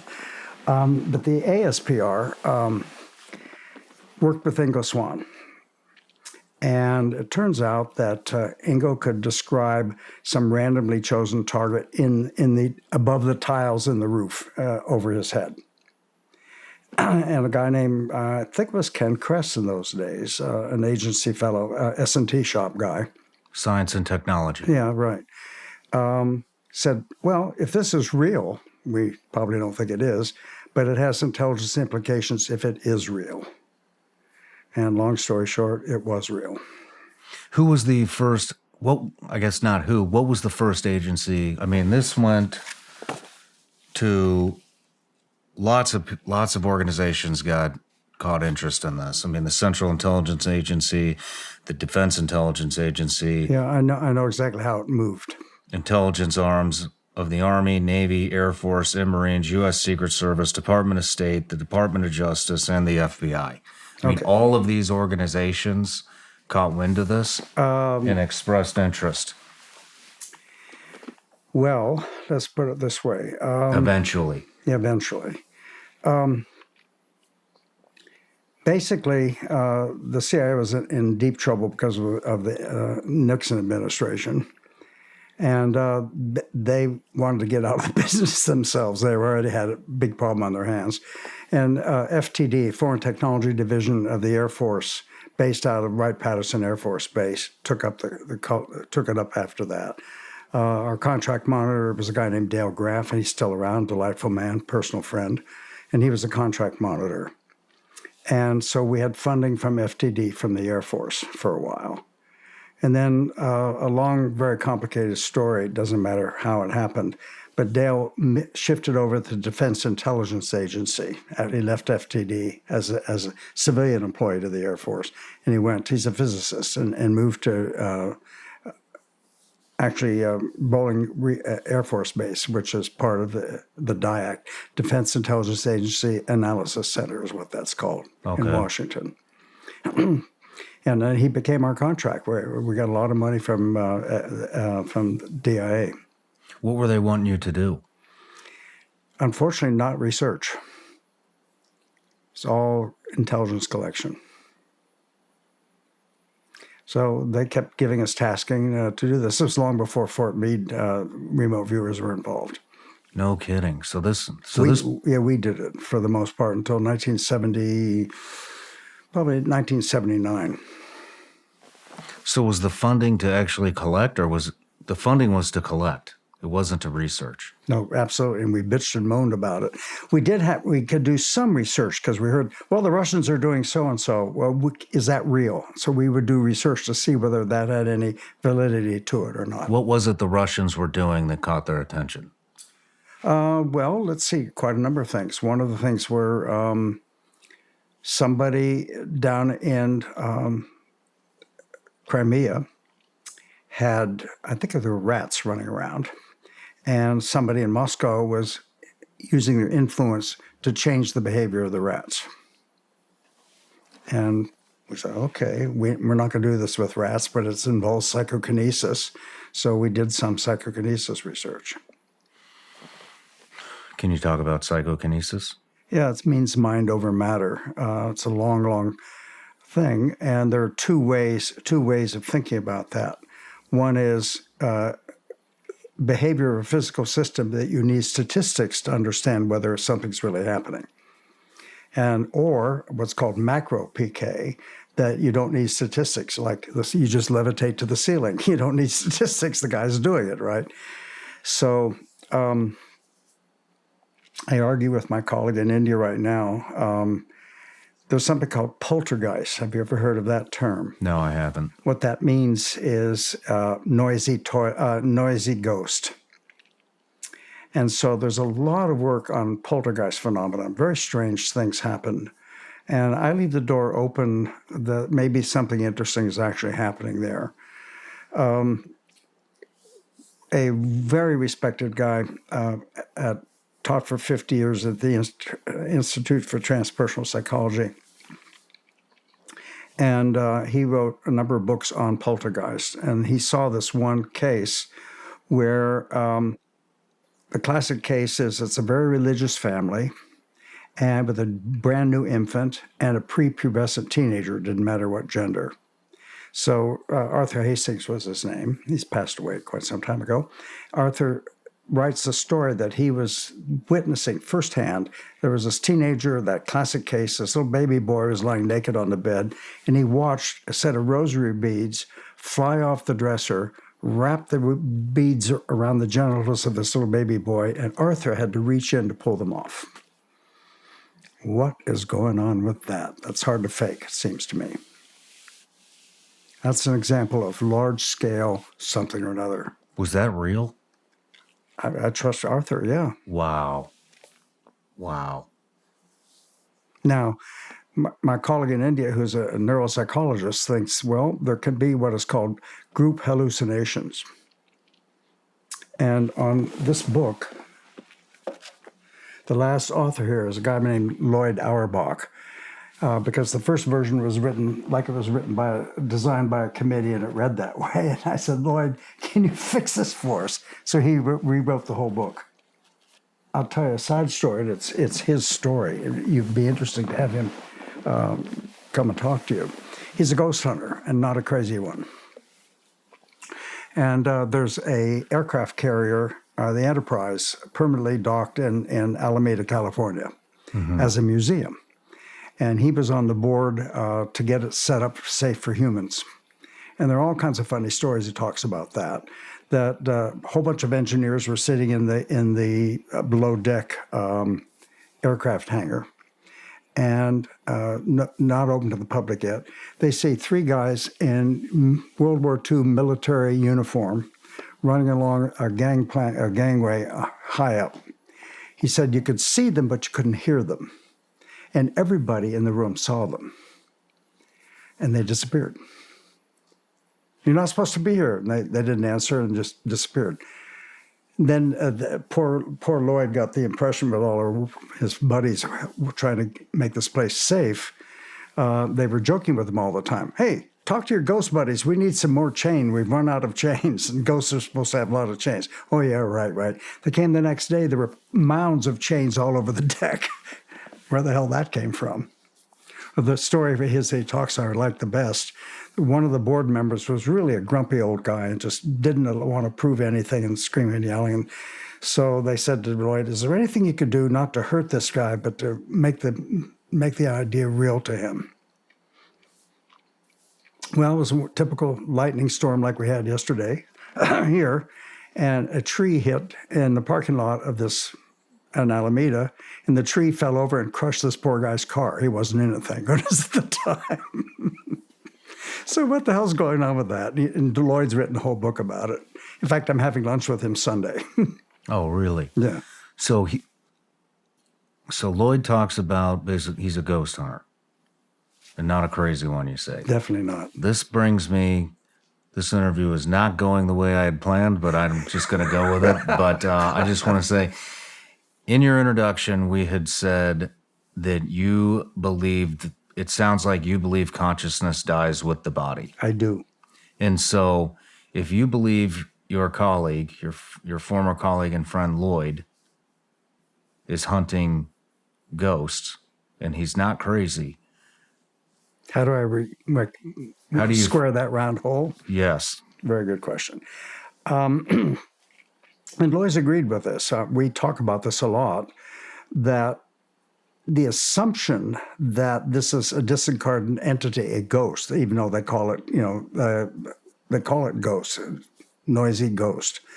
But it may not be that way. There may be some other mechanism of the more normal type, not fraud, some other mechanism that might be involved in that psychokinesis. All psychokinesis, if it's real, and to me it's an open question, not true on micropsychokinesis, but macropsychos is still open for me. But it does not necessarily require a disincarnate entity. That's an open question. I might be wrong. Hey, I've been wrong before. What do you think happens when we die? Nothing. You think we're just dead, lights out? You bet. Yep. How did you come to that conclusion? Well, I can't say by experience yet. Talk to me 10 years from now, we'll figure it out. Done a lot of reading, and most neuroscientists believe that consciousness is a outgrowth of the brain, an emergent property of the brain. And if that is true, consciousness cannot survive burning the brain in crematorium after you're dead. Can't do it. Have you looked into near-death experiences at all? I haven't, but I've certainly looked into the research. There's an organization called the Templeton Foundation. They spent $5 million, on research labs all over the world to address the question of near-death experiences. And Templeton is well known for spiritual things like that. And they publish, you can go to their site and read it, that the idea was that they cannot find data to support that is a real phenomenon. The experience is real, but whether that, you see your dead grandmother and you go in the light, you see the light, all those things. Trouble is, it's an interesting report because they say those are kind of expectations now, didn't start off that way. When you have a near-death experience, and Joe had 2 or 3, I think, and he saw the rain going through his fingers, and I think he saw the light as well, if I remember right. Did he tell you the details of his near-death experience in Austria? He was this when he was poisoned? He did. Good. I normally don't mention that until... So those are interesting open questions, which gets to the point. People ask me, why the hell are you doing this research, any kind? And for me, the answer is, I'm just quoting Chuck Honerton, actually. He said, we may not be able to solve these questions about do you survive your possibility of death and what is the meaning of life and all of those important, serious questions. It may be that we are adding tools to the toolkit that somebody 50 years from now will be able to answer those questions. With what you've come up, the fact that you think that consciousness dies with the body and there is no afterlife, I mean, does that... Yeah. Well, Jews don't believe in an afterlife to begin with, for starters, but that's not why I don't believe in it. Do you fear death? Not that I know of. In fact, it seems to me, there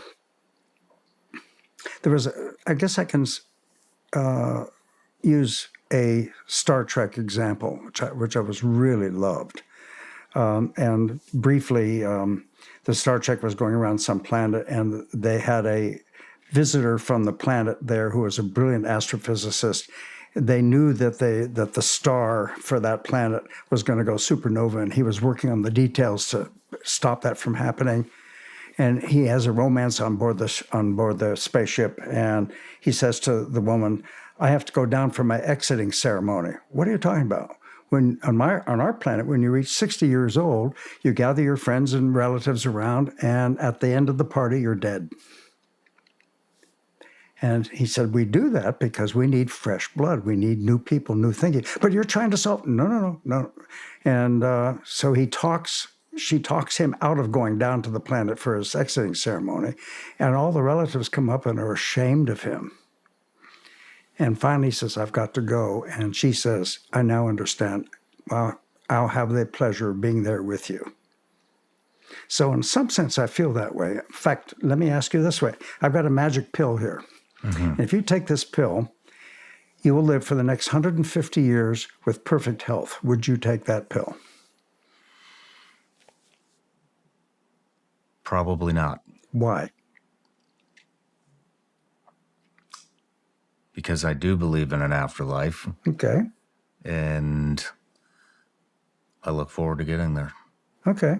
Fair enough. That's a good answer. That's one of the best ones I've heard. I wouldn't take it because part of life is the renewal. Can you imagine working for the same boss for 150 years? Forget it. It's bad enough our Congress on both sides of the aisle, they're all too bloody old as far as I'm concerned. We need some young folks. I could definitely agree with that. Yeah, so that's a serious critique. I mean, part of the problem is, here you are, World War II vet or maybe 50s, and you see a problem. And boy, you go through the process and you finally get elected to Congress. By the time you get there, the problem no longer is relevant, but you're stuck in that realm. Mm-hmm. And you see that all the time. And I don't care what party you're talking about, you see it all the time. That's a terrible way to run anything. Agreed. So let's not get into politics. Yeah, let's not do that. But, man, the other answer to that is there's a lot of beautiful things about life, family, lots of stuff. But sure. You get to see them growing up and all that. Yeah. We're all just trying to get through it. Yeah. And everybody, I don't know any other way to put it, but everybody's got their shit. Everybody's got their ball and chain they're dragging around, with them as they go through life, and it gets heavy. It gets real heavy at times. And I believe when we go, we leave that ball and chain behind. But that's interesting. You don't fear nothingness. Nope. No, I've never been confronted on the battlefield where I'm facing death straight on. Mm-hmm. We'll see when my time comes. But right at the moment, no.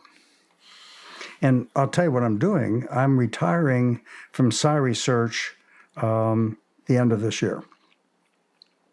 Because how would I refer to it? My not stepdaughter, it would be daughter-in-law. My daughter, Jamie, is married to a woman named Laura, as a matter of fact. And she is a grief counselor. She's Jewish, and a grief counselor at one of the big health organizations called Sutter Health. And we've become really close friends. She is helping me transition. And she bought me a book about, it's a centimeter thick, and it's entitled, You're Dead Now, Now What? And what that is it's not about survival of bodily death. What it is documents. It's a book of not to read, but to fill in, so that people left behind will know where what your passwords are, what your bank account numbers are, and all the details that people have to undo when you're gone. I loved it. I just absolutely loved it. And we could have an honest discussion about death, and it was actually fun. Believe it or not. I'll take your word for it. Yeah. But wow. Well, let's get back to SRI. So, right. Speaking of death. Yeah, we were talking about, the agency, what caught the agency's attention to give the funding. Who was the first intelligence organization to fund SRI? Was it CIA? Yeah. And then everybody else followed? Was it shortly thereafter? CIA quit because they were in trouble already. So it was picked up then by FTD. And then Dale Graff went to DIA, and they were funding us. And then I landed a $10 million contract with the U.S. Army Medical Research Development Command in Fort Detrick. And the commander there was a 2-star general and MD. And I thought, oh, man, he's got 2 strikes against him. He's a doctor, oh, no, and a general, goodness me. Turned out he was the most fascinating man I ever met. We became really close friends, and Diane and I were when his son got married, at the head table with him. He spoke n number of languages, I don't know how many, including Mandarin. Just a very clever guy. And what he wanted to spend, he took, do you know the term MIPR? Have you heard of that in government funding? No. The Congress cannot, in fact, fund anybody except a executive branch agency. They can't fund SRI or me or you. So they have to send the money, called MIPR the money, to some other organization. So that's how we got most of our money that way, via Congress directly. But Gary Ratman took $10 million out of his own department funding, not money coming from Congress, to figure out how does this stuff work. And he was the first one to say, we are doing research here to figure out how this worked. Now, it's not well known, and it's not secret. We had some remote viewers on board spacecraft, remote viewing our targets on the ground. And we want to know whether the Earth was a shield or not. It was not. You put remote viewers in space. We didn't. Gary Ratman did. Our job was just to run the experiment on the ground. Let's talk about that. No, let's not, because I don't know any more about it than what I just told you. It's not written up at the CIA anywhere. Okay. All right. Not because it's secret. It's just one of those things you try and see what happened. How about daily life at SRI? What were you guys doing on a daily basis? Having lots of fun. Because we had special clearances that most of the other people at SRI did not have. And we had one whole wing of the building, second floor, and cipher lock doors at each end. That meant behind those doors, we could do stuff that no one else could do at SRI. Like when we had birthday parties, we had wine and cake and all kinds of good stuff. Had parties and stuff. We worked hard and we played hard. We had Friday afternoon Psi Media Emporium on the upstairs third floor of the building, a lab. We'd show movies and have popcorn and beer. Neither of which, well, we weren't supposed to have beer, but we did anyway. But that play hard was very, very important because it was a team organization. And when I took over the team, it was really a whole shift. And a good one, I think. And they enjoyed me as much as I enjoyed them. How were you guys doing your recruiting? That was hard. Because you can't legally in California, maybe in the whole country, ask her questions on a recruit to join the research group that you are not supposed to ask.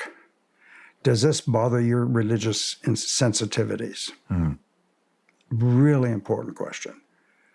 I figured out a way to sort of tease that out of somebody because it's really important.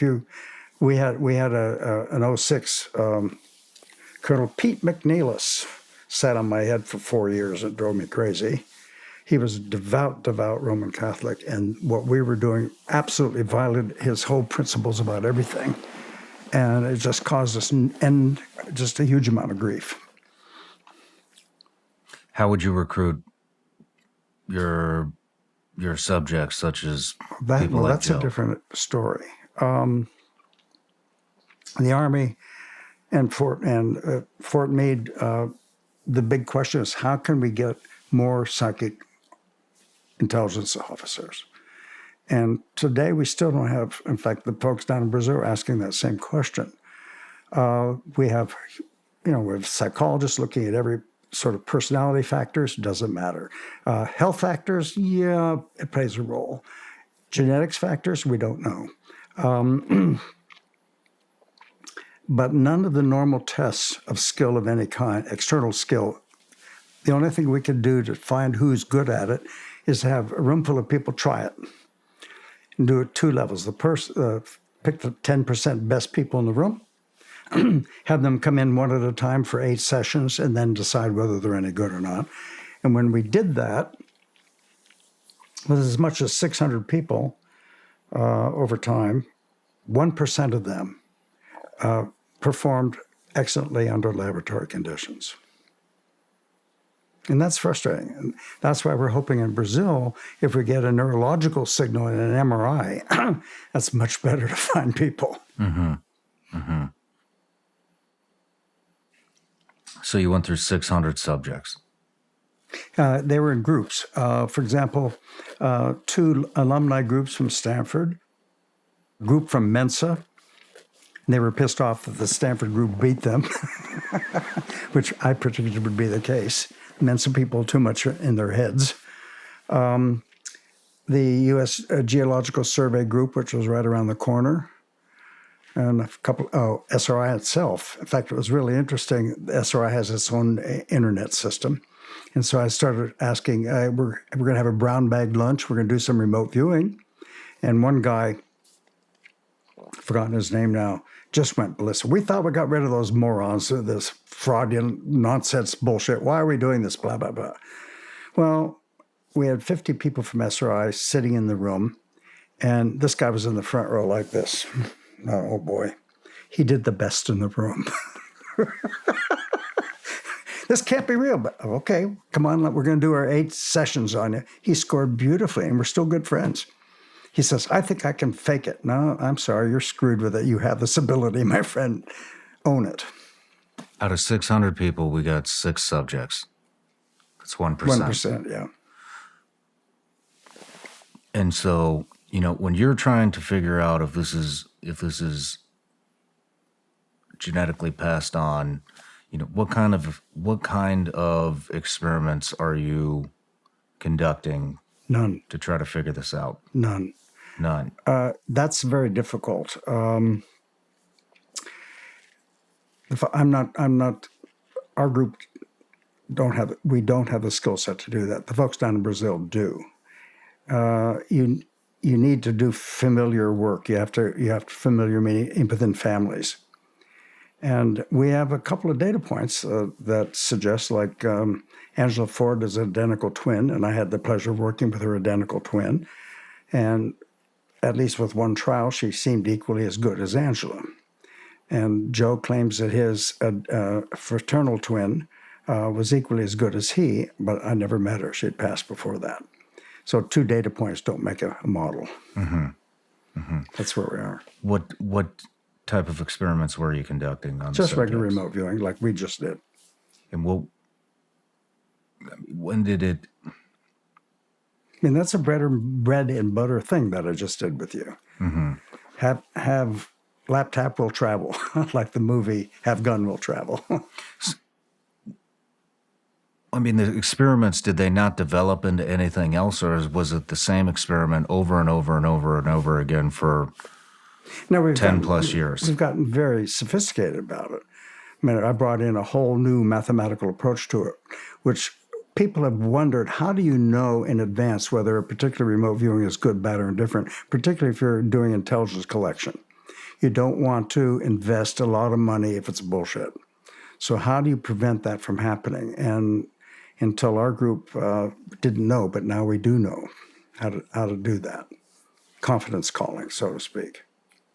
Was SRI experimentation strictly on, well, I know it wasn't strictly on remote viewing, but what else were you guys conducting studies on? We did a bacteriological study, a PK on Salmonella bacteria.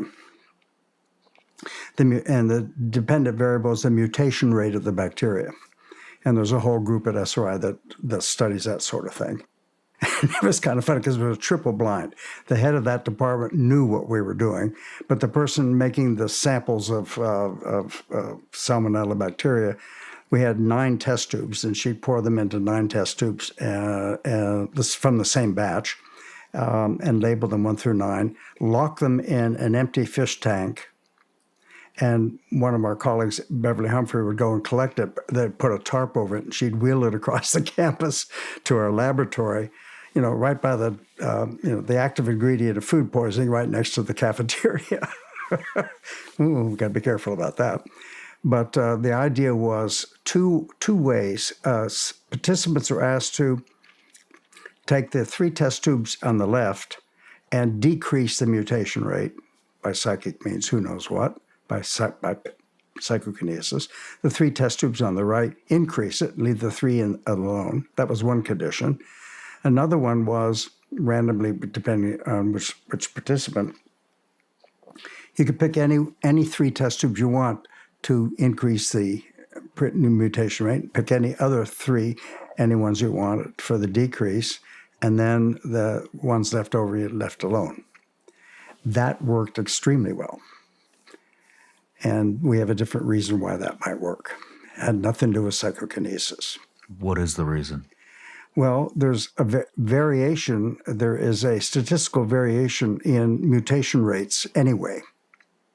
So if you could use your psychic ability to find the ones that are faster mutating anyhow and say, I'm going to increase it there, you're not doing anything. You're just picking out ones that are more likely to be increasing and ones that are more likely not to be decreasing, using remote viewing, so to speak. In fact, we developed a whole procedure and published it called decision augmentation theory. In other words, ESP is not good enough to make major decisions. You should never do that because it's unreliable, but it can augment your decision a little bit in the right direction. And that works. In 1985, I believe you were named director of Stargate. Yeah. Can we talk about how that happened? Sure. What those conversations were like? Well, I was standing on very tall shoulders. Hal Puthoff and Russell Targ. Russell, they started Stargate, not named by that then. Russell left for greener pastures in 1982, and Hal left in 1985. So I inherited the directorship. I'm glad. I loved it. I mean, that's a big deal. I'll bet you were glad. Yeah. What did you want to change about the program, if anything? Well, is that an interesting question? Better communication. Hal was a very talented guy, still is, and I like the guy a lot, but he just hardly communicated with anybody on anything. We used to joke behind his back. His right hand doesn't know what his left hand is doing. He used to work at NSA, and I think that as a Navy guy, and that might have influenced it, but it was hard to get Hal to communicate with you. And with me, I'm the other way around. I communicate too much. When NSA, CIA, FBI, Secret Service, when any of these government organizations would approach, who would they approach when they wanted somebody to remote view a target? Would they approach SRI? Would they approach Joe specifically? Were you a part of that? Well, before the Fort Meade group were involved, which means up to from 72 to all the way up to 79 about, SRI did it all the operational work. And so Hal would get a notice from Department of State. One of the things we worked with was the Korean tunnels under the DMZ zone. Where the hell that came from, I don't know. But some of those things, they contacted either the people, they were the funders, so they would call SRI, and we were RFP, request for proposal, and we'd give it to them. Were you present during these remote viewings? Which ones? Any of them? Oh, all of them? Well, from as director? From 85 onward, yeah. What are some of the most fascinating ones that just stick out in your mind? I'll bring one up. Okay. That I want to ask you about. When I had Joe in here, he had talked about he remote viewed Mars, I believe maybe it was 1 million BC, and saw and there was a pyramid. Are you familiar with this? Yep. I'll let you pick it up from there. I don't believe a word of it. You don't believe a word of it? No, because you can't get... Psychic functioning requires data feedback that it was correct or not. You cannot prove that statement. Okay. That's why I don't buy it. Well, I appreciate you saying that. Yeah. What are some... Because that's a fantasy. In fact, do you know that there was a group called Heaven's Gate that had mass suicide in California? Because one of the remote viewers from Fort Meade said, the Kohoutek comet is coming by and it's followed by a spacecraft full of lizard people. He remote viewed that. And they're going to come and invade the Earth and eat all your youngsters or whatever the hell it was. And 40 people, I don't know what the number is, I made it up, but a large number of people literally killed themselves out of fear. And I got called into what the hell's going on. I was asked by the cops about that. That's the danger of making remote viewing without feedback. He had no idea what the hell he was talking about. That's the danger. Makes a lot of sense. What are some remote viewings that you witnessed that did have feedback, Sure. that were accurate? Yeah. One of the things that the Department of Energy was interested in, could we use remote viewing to sense directed beam energy systems? And we had two that they paid for $50,000 for remote viewings for each, for one viewing on that problem. And one of them was called Project Rose, very classified at that time. It was a microwave, high-powered microwave generator on the in Albuquerque, New Mexico, at Sandia National Labs. And we didn't know that, of course, at the time. We were held blind. And said, here's the geographical coordinates where this person is going to be standing a week from today. Tell us what you see. And Joe absolutely bloody nailed it. He said, it's a, whatever it is, I mean, I could show you the PowerPoint on it, but he drew a, in fact, it'll bring an interesting thing up here in a minute, a contained environment, and he drew something that looks like a microwave generator horn, and some other details detailed about it. And he said, this thing is a testing, it's testing, destructive testing of something. He didn't know what it was. And it turned out that's exactly what this thing was doing. They were shining this high-energy microwave thing on electronics to see what the effects were on the electronics. It was called Project Rose. And however, about a month later, we gave Joe feedback by driving to that location. And on the way there, Sandia had a solar collection farm, a huge, maybe 100-meter field of mirrors focusing the sun's energy on the top of a tower. And the tower was sparkling like crazy with all that. And we're stopped there. And I said to Beverly Humphrey with it, let's put a sack over Joe's head. He shouldn't be seeing this because it's in his future. And his whole responses were full of mirrors. And the target had nothing to do with mirrors, which raises a really interesting question. But he nailed it. We showed him the generator, and it worked really fine. We did another one on a high... What was the interesting question? Pardon me? You'd said that rose an interesting question. Oh, yeah. Okay. In fact, I'm designing a study now to study this very effect. Look, let's suppose you're doing a remote viewing. Somebody randomly chose something, and it was a gas station. And on the way to give you feedback, there's a building on fire. Oh, my God, look at this. And that is far more interesting for you to remote view than the actual target system. Okay. And yeah. So the question then is, how do you prevent that? And I don't think you can, actually.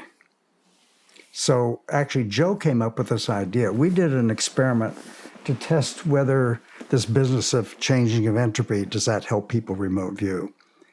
And we did that by creating sort of an entropy bomb, as it were, that the experimenter would be out at the site, and half the time she would pour liquid nitrogen into a bucket full of balls, and that would evaporate in 8 seconds, and that would be a huge change of entropy. And with that catch the remote view, it's like a flashlight in a dark room.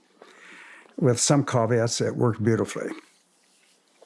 Now, there's some funny odd things.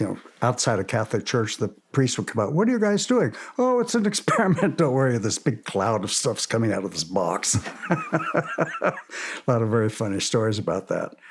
But but Joe made the point. It was really, really interesting. He said, to prevent these things I was just telling you, the tasking was this. Okay, Shawn, please access and describe the first thing you see when we take off the blindfold. In other words, instead of driving to the gas station and here's a building on fire, we'd have the blindfold. You wouldn't even see the building on fire, and it would take it off looking at and that worked beautifully. In fact, much more precisely than I imagined, because in the middle of this study, Angela Ford's twin sister passed away. And she couldn't come out to California. So I flew to finish up her trials at her house. Now, that means I can't take her to the site. But everything else worked just the way it's supposed to work out in California, except when I found out what the site is to be, I said to Angela, wouldn't tell her, said, please put on the blindfold. And we'd sit patiently on her couch as if I was driving to the site. And I'd say, okay, we're pulling into the parking lot now, Angela. And I had professional photographs of the site where it was predefined, where you stand and where you're supposed to look at first. That was all predefined. So I would take Angela to a blank wall, hold that picture for that site right in front of her, take off the blindfold. It was statistically equivalent to doing it in real time at the site as opposed to the photograph. That worked beautifully, a piece of Joe's research. Wow. What are a couple of other ones that just blew you away? It had to do with the directed energy system again, a high energy electron accelerator at Lawrence Livermore Laboratory. And I cheated in some sense, at least in my briefings, and I'll fess up to it every time. Joe was to do remote viewing in 8-hour segments, saying, hey, track this guy that's going to be on site somewhere in the Bay Area. And after the whole thing was over, we had one of the women on our project was a right sitter for United Airlines, so she had she was a private pilot as well. And we flew over Lawrence Livermore Lab at a high enough altitude we wouldn't get into trouble. And I took pictures that flattered the data. Didn't need to, because the Air Force was funding this, and they did the analysis, not me. But in my briefing, it looks overwhelmingly delightful. And I say, don't believe this as good as it looks, because it isn't, because I took pictures to make it look good. I fess up to that every time. But it's very, very stunning. I mean, Joe, for example, described the headquarters, the office building at Lawrence Livermore Lab, the shape of the building and the right number of floors, and he got that right, because that's where the guy was planning for the execution later on. Wow. Pretty impressive stuff. Yeah. Yeah. Wow. Anything else that really sticks out?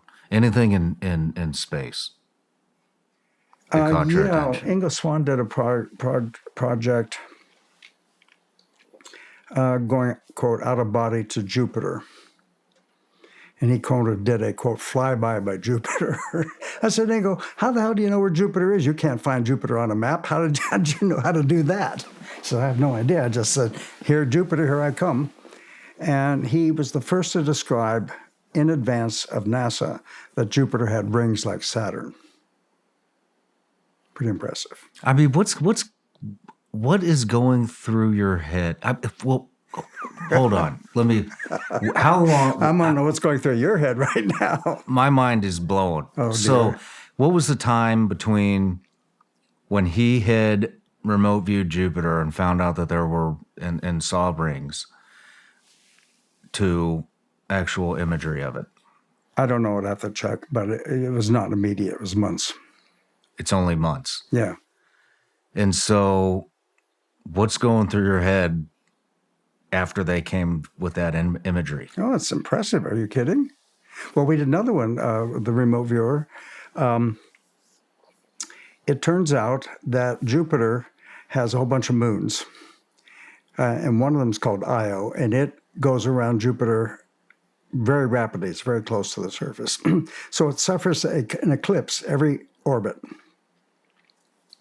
So I went to my boss at SRI because Bulletin Watch Company wanted to give an award for somebody with the most interesting experiment on time. So I said, hey, I want to go to get that. And so my boss said, are interested in winning the Bulletin Watch Company's, or do you want to actually do the experiment? I said, I really want to do the experiment. So he said, I'll fund it for you. So with this participant, we'd be up at 3 a.m. So I had the remote viewing was tell us in time when you remote view the moon of Jupiter and it's half lit. That was the definition of the eclipse time. half lit by the shadow of Jupiter. I forgot how many trials we did. It was quite a number of them. And he was right within plus or minus 10 seconds. Now, the question is, in what time frame did he get that? Did he get it before because we had to hire a telescope at Chabot College to make the measurements for us, because how did we know when it was? Which they did for us. We paid them for it. So the question is, did this participant named Gary get it in Jupiter's time, which was 40 minutes ahead of the telescope, because it was 40 light minutes away, or did he get it in? So the question is, what do you think? In other words, is remote viewing faster than the speed of light? Jupiter time. That's when it appeared. But the question is, did he actually get the data at that time? I think what happened is he got the data. He had his experience at that time, but he was actually getting the data from precognition of the next day's photograph we showed him the answer. And that's really hard to separate out. Wow. Some of these things are pretty hard to do, actually. Yeah, I could imagine. Actually, I can't imagine. You know, wow. Oh, come on, you're here. You see why I have so much fun with it. And it's challenging, and it angers me that we can't figure out how to do this better than we do. Yeah, and I'm learning a lot. So what's the Fort Meade piece? Are they an in-between? Well, So what I'm starting to understand is SRI's Stanford Research Institute, this wasn't their sole focus. You were the director of a program within Stanford Research Institute. yeah, correct? SRI does a whole lot of stuff, sure. So that I did not realize that. And so was Fort Meade the bridge between agencies and SRI? No. Russ Targ and I completely agreed on this, that started with Ingo Swann. Ingo was, he told me once that I should not be his friend because he's a bitch on wheels, and that was an understatement. And he said, I hate flying out here to California to do your stupid experiments. Why? There's an office in New York City for SRI. Let me do the experiments there. And Hal said, sure. And Ed and Russ Targ said, no, he's not a scientist. You need supervision on this. Well, Hal said no. And that started something we're paying deeply for even now, an Ingo Swann cult. That Ingo went there and trained. He was a brilliant guy, but he's not a scientist. And that started the Fort Meade people went up and were trained by all this guy, and almost none of them produced actionable intelligence. So these are two totally separate entities. Yeah. Almost competitors. No, my job, was to do research to make their job better. Okay. And they never opened any of my classified emails. Well, that's a shame. Yeah, it's definitely a shame. They could have had a much better product. When did the Hemi Sync come into play? It never did. It never did. Mm-mm. Do you believe in the Hemi Sync? Not at all. The reason is it's bad neuroscience. It's just not right what they're doing. How so? And Joe, and I've had conversations with Joe about it because it was... Let me just. Can you describe what Hemi Sync is for the audience? Yes. Hemi Sync is supposedly this, that based on radio technology, that if you get slightly different frequencies in your ears, that you get the sum and difference of those frequencies, like that's called heterodyning. And that supposedly is what's hemisphere synchronization. That's where Hemi Sync comes from. Except that was put up by Bob Monroe himself. And it has never yet to this day been put to a test. I've asked Joe that. Have you had any neuroscientists check that out? And the answer is no. And Bob Monroe was not a neuroscientist, but it's part of the milieu of this company. And people go and they have a wonderful experience. I don't mind people having experience about it.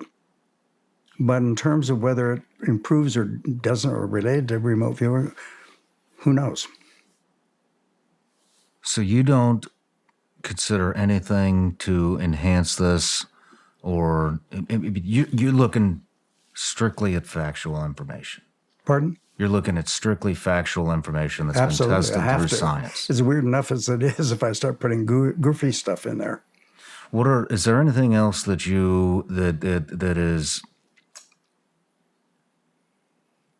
that you're not buying off on that has to do with the remote viewing space? Such as the Hemi Sync. Remote viewing flying saucers on Mars. You know, in fact, Joe makes this big point in his book, his Remote Viewing Secrets, and all the stuff that he writes. And we've given joint talks together at Monroe, actually. And I love the guy dearly, and we're brothers.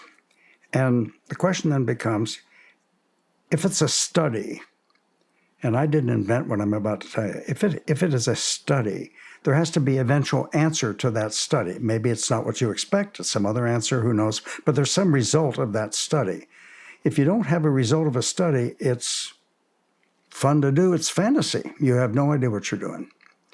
And so if you have something, and a guy by the name of Stevenson, Ian Stevenson is his name, he did the definitive work at the University of Virginia on survival after bodily death work. Very clever guy. And even he said that he cannot separate experimentally whether someone's having an experience of a former life or they're using extrasensory perception to get the same data. And that's a real tough question. I didn't invent that, he did. But we've taken that and put mathematics behind it to where he can actually test whether it's decision-making or something else is going on. If it's decision-making, psychically decision-making, or is it a causal effect? And we can test that. You just mentioned previous life. What are your thoughts on that? Don't believe it. Because the evidence are self-reported, all of it. And if you want to know something that is really bad, we humans are horrible at describing our personal experiences accurately. We are. In fact, there are two jobs that people do. One is a magician, and the other is a therapist. I come to you as a therapist. Shawn, I just met this fantastically beautiful woman today. She is funny and cute and brilliant and all of that. And you said to me, Ed, when are you going to understand you hate your mother? That's the point. That we, in fact, there's books written on it. In fact, there's even a short video online that you could look at called The Invisible Gorilla. I recommend the book written by these two people, and they outline all the ways in which we are masterful at fooling ourselves. So I'm skeptical about it now because I get fooled equally well. In fact, Doug Henning was a really magnificent magician, and Chuck Hunt and I went to a Broadway show of him doing this stuff, and it's really amazing. So I told Chuck, I'm coming back here tomorrow, and I'm going to figure out one bloody trick, how he does it. So I sat there in the center, seventh row center, and I could not figure out any of it. Or better yet, there's a guy, Dale, no. I'm blocking on his name. He'll come to me in a minute. And he's a brilliant researcher, and Daryl Bem is his name. And he was at our house for dinner in Palo Alto. And after dinner, a lot of fun. Diane was sitting at the head table. I was sitting to her left, and he was sitting to her right, and our daughter was next to him. He said, okay, I'm going to do a trick. This is a trick. Now, I'm going to push this quarter that I have through this solid oak table into a cup. So it goes clink. Yeah, that's a trick. Now I'm going to break the rules and show you how it's done. So he said it's sleight of hand. The coin is already in the cup before it goes under the table, and you think it's still in my hand. All right? So when he did it again in slow motion, knowing armed A, that it's a trick, B, when and where and how it's happening, in slow motion you could see it happening. At full speed, you couldn't see it. I don't trust my observation, firsthand observation of anything. Really. We're terrible at that. And so a lot of this BS online comes from that sort of stuff, unfortunately. I mean, I was blown away. Damn it, I know you're cheating it, but I can't see it that it's happening. In fact, I went to I was giving a talk at the SPR in the Society for Psychical Research in London, and they were bragging. I was the last on the docket, teacher day, they call it, and everybody was bragging their field research. They see this, that, and the other thing. So I put in this 20-second video called The Invisible Gorilla. And I'm going to blow it for you there. What it shows, and you can go online and see it, but now I'm ruining it for you. There is two teams, three people with black jerseys on and three people with white jerseys on, and each team has their own basketball. And the idea is that the people with white jerseys can only throw their basketball to other white jersey people. And the black jersey people, the same thing. They don't match their balls, all right? And your job is to count up the number of times a white jersey person tosses a ball to another white jersey person. Now, I set it up at the SPR. I said, we've been doing this research for some time and don't understand, we Americans are so much better at it than you Brits. So they're, oh yeah, I'm going to count to 5. And right in the middle of this 20-second video, a guy dressed in a gorilla suit stands right in front of the camera and goes, Kee! Nobody sees him. They do not see this gorilla. It's called the invisible gorilla. And I think there are 2 people out of 70 in the room that saw the gorilla. And the point being is, and they say, you bias this. I said, yes, indeed, and you guys bias yourself when you're out in the field. We're all susceptible to biases. And the book called Invisible Gorilla is very interesting because there are all kinds of other examples of the same problem. How do you explain that? Oh, well, terms. You focus on what you are biased for, and you tend to ignore the details. So you're so focused on you bet. That's why who's I bias passing them. the ball to who. Yeah. That you miss a gorilla Exactly. front of the screen banging his chest. In fact, what they do, it's really interesting. They've done eye tracking. You can put eye tracking on your eyes. The people are watching the gorilla, but they don't recognize that it doesn't appear in their consciousness, which is really interesting. Say that again? Okay, they can see that they're counting the balls going back and forth, but their eyes are noticing the gorilla because they can follow the fact that the gorilla is moving, and they eye track that that's happening. At the same time, they're trying to look at the ball at the same time. So they are seeing it. They're not just registering it in their consciousness. Wow. What are some other examples of that? Well, one I like a lot. It's online as well. You can see this. I come to you up, total stranger here in downtown Nashville, and I say, I'm trying to get to the Grand Ole Opry Theater. And I got a map.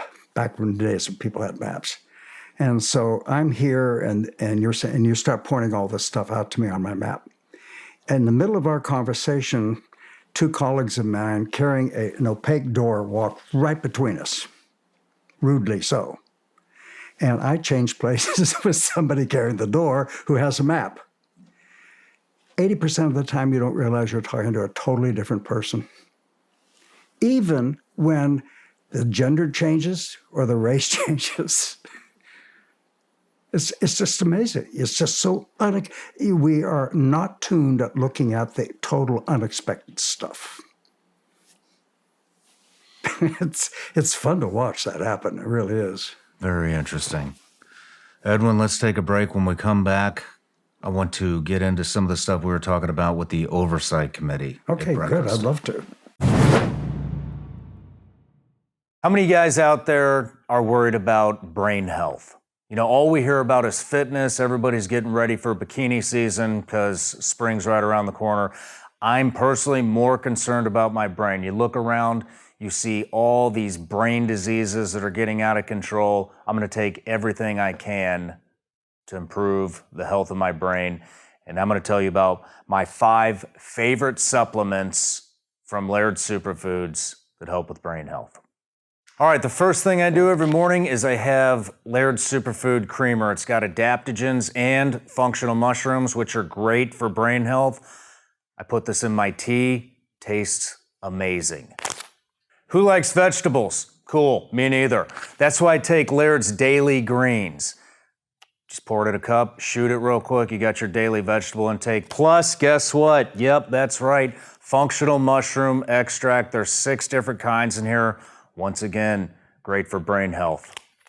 After greens, we got daily reds. This one doesn't actually have any functional mushrooms in it, but I can't stand beets. I think they taste like shit. And so I take 1 scoop of this, put it in my water, and I don't have to eat beets anymore. All right, we're winding down the day now. This is the next supplement I take every single night. Laird Sleep and Recovery. Helps me sleep, helps me recover from my daily workout. And guess what? Yep, you're right. It has mushroom extract. Guess what? It's good for your brain. And I saved the best for last. Most of you know this. My favorite supplement at Laird's is Performance Mushrooms.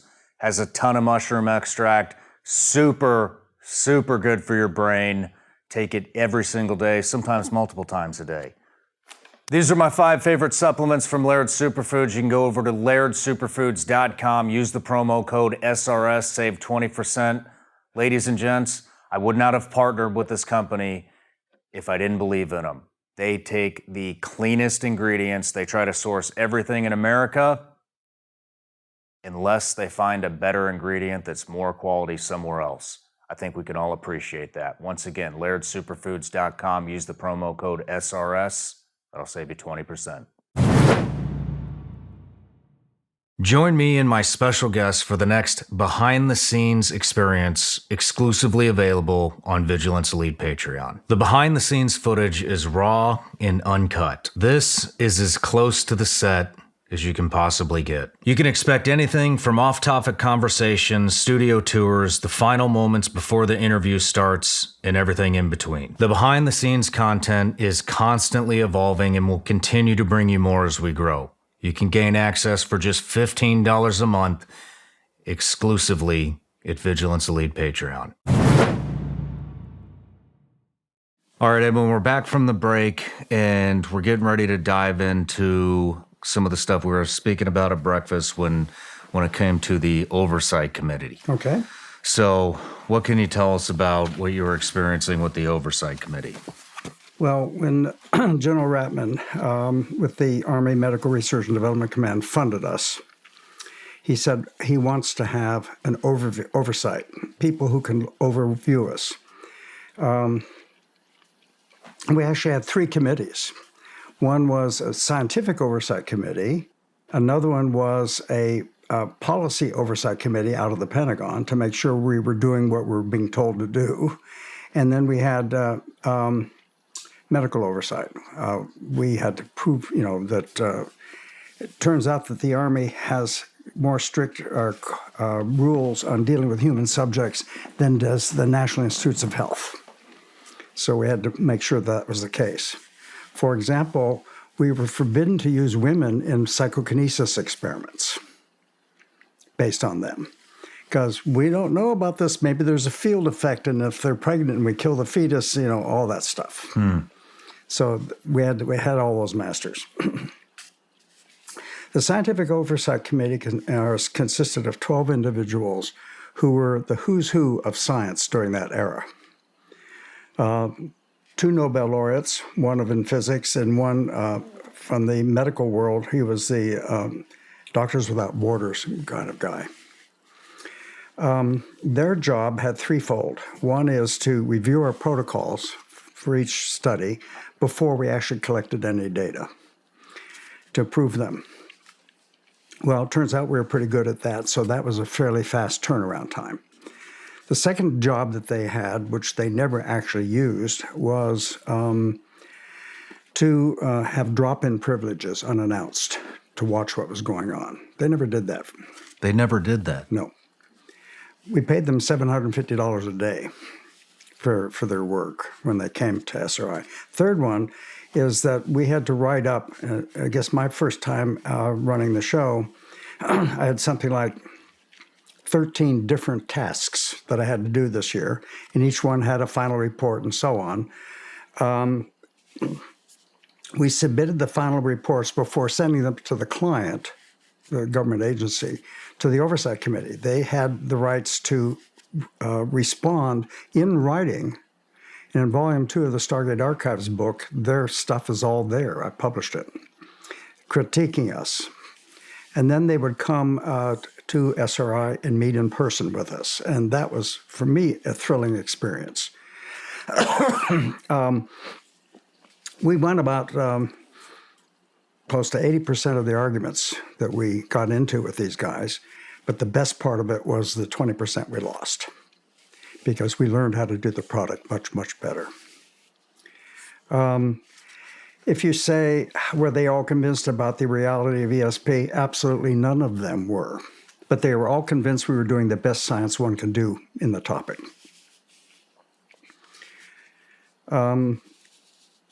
It was amazing.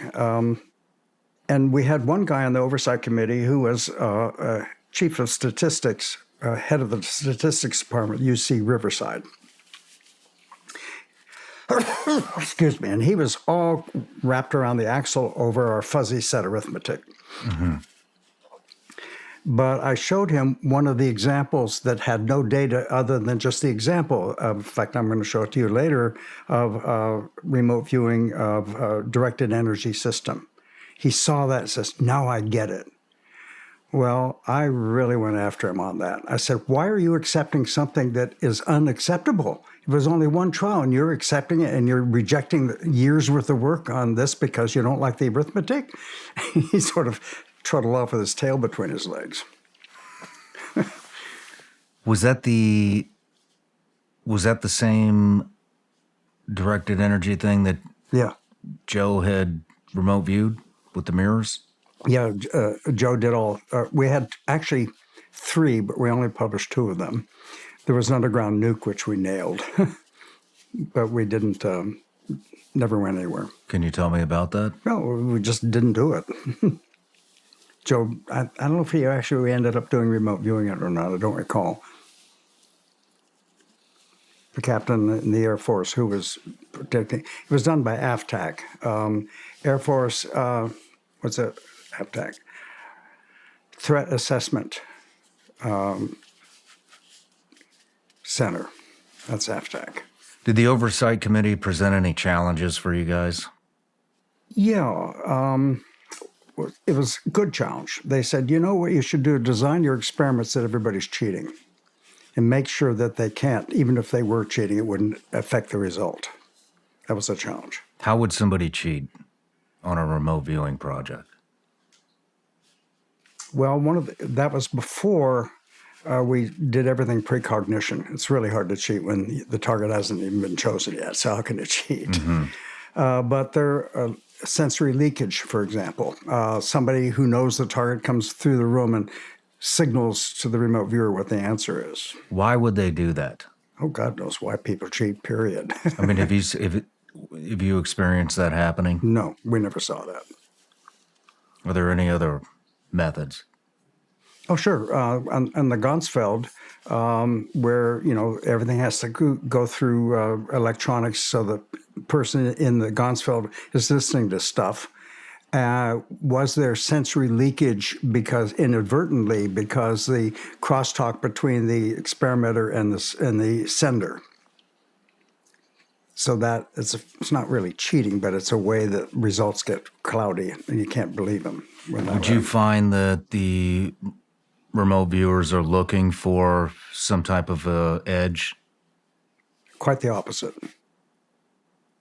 You know, they have these experiences and they're meaningful to these people. They don't want to be accused of cheating themselves. This is real to them. They're not cheating. How would the remote viewer experience a failure? Something, I mean, I think you had mentioned that, Sure. that Joe was correct 40% of the time? Oh, he was 44%, yeah. 44%.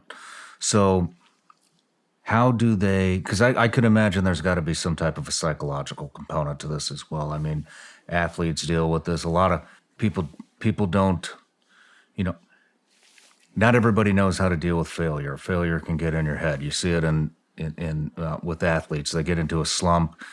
It takes, Sure. you know, something miraculous for them to get it back. You know, maybe somebody's making bad grades. They get into a slump. Somebody and I mean, you know, just from my own experience being an operator in the SEAL teams, I mean, people, if you have a bad house run and Yeah. you can get into slump with anything, right? And so I would imagine with a 44% success rate, which you're telling me is phenomenal. It is.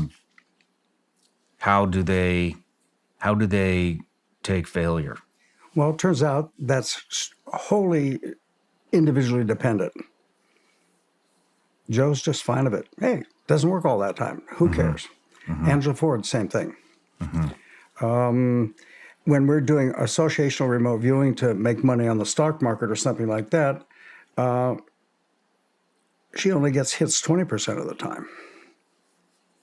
And that's fine with her because it makes a lot of money. So, but the other side of that, we've had people we've had to dismiss. And Ingo Swann was one of them. Ingo Swann would scream at Hal, "You're 5 minutes late. You're ruining my rise time," he would scream at Hal. And then he starts blaming. What does that mean? You're ruining my rise time. That's Ingo saying he's preparing for his study. He's getting risen for it to do the study. I'm just quoting Ingo. I have no idea what it actually means. Ingo required us to change all the fluorescent light bulbs in the entire lab to solar spectrum because the regular ones are destroying his remote viewer. He was really to blame everything else on his failure except himself.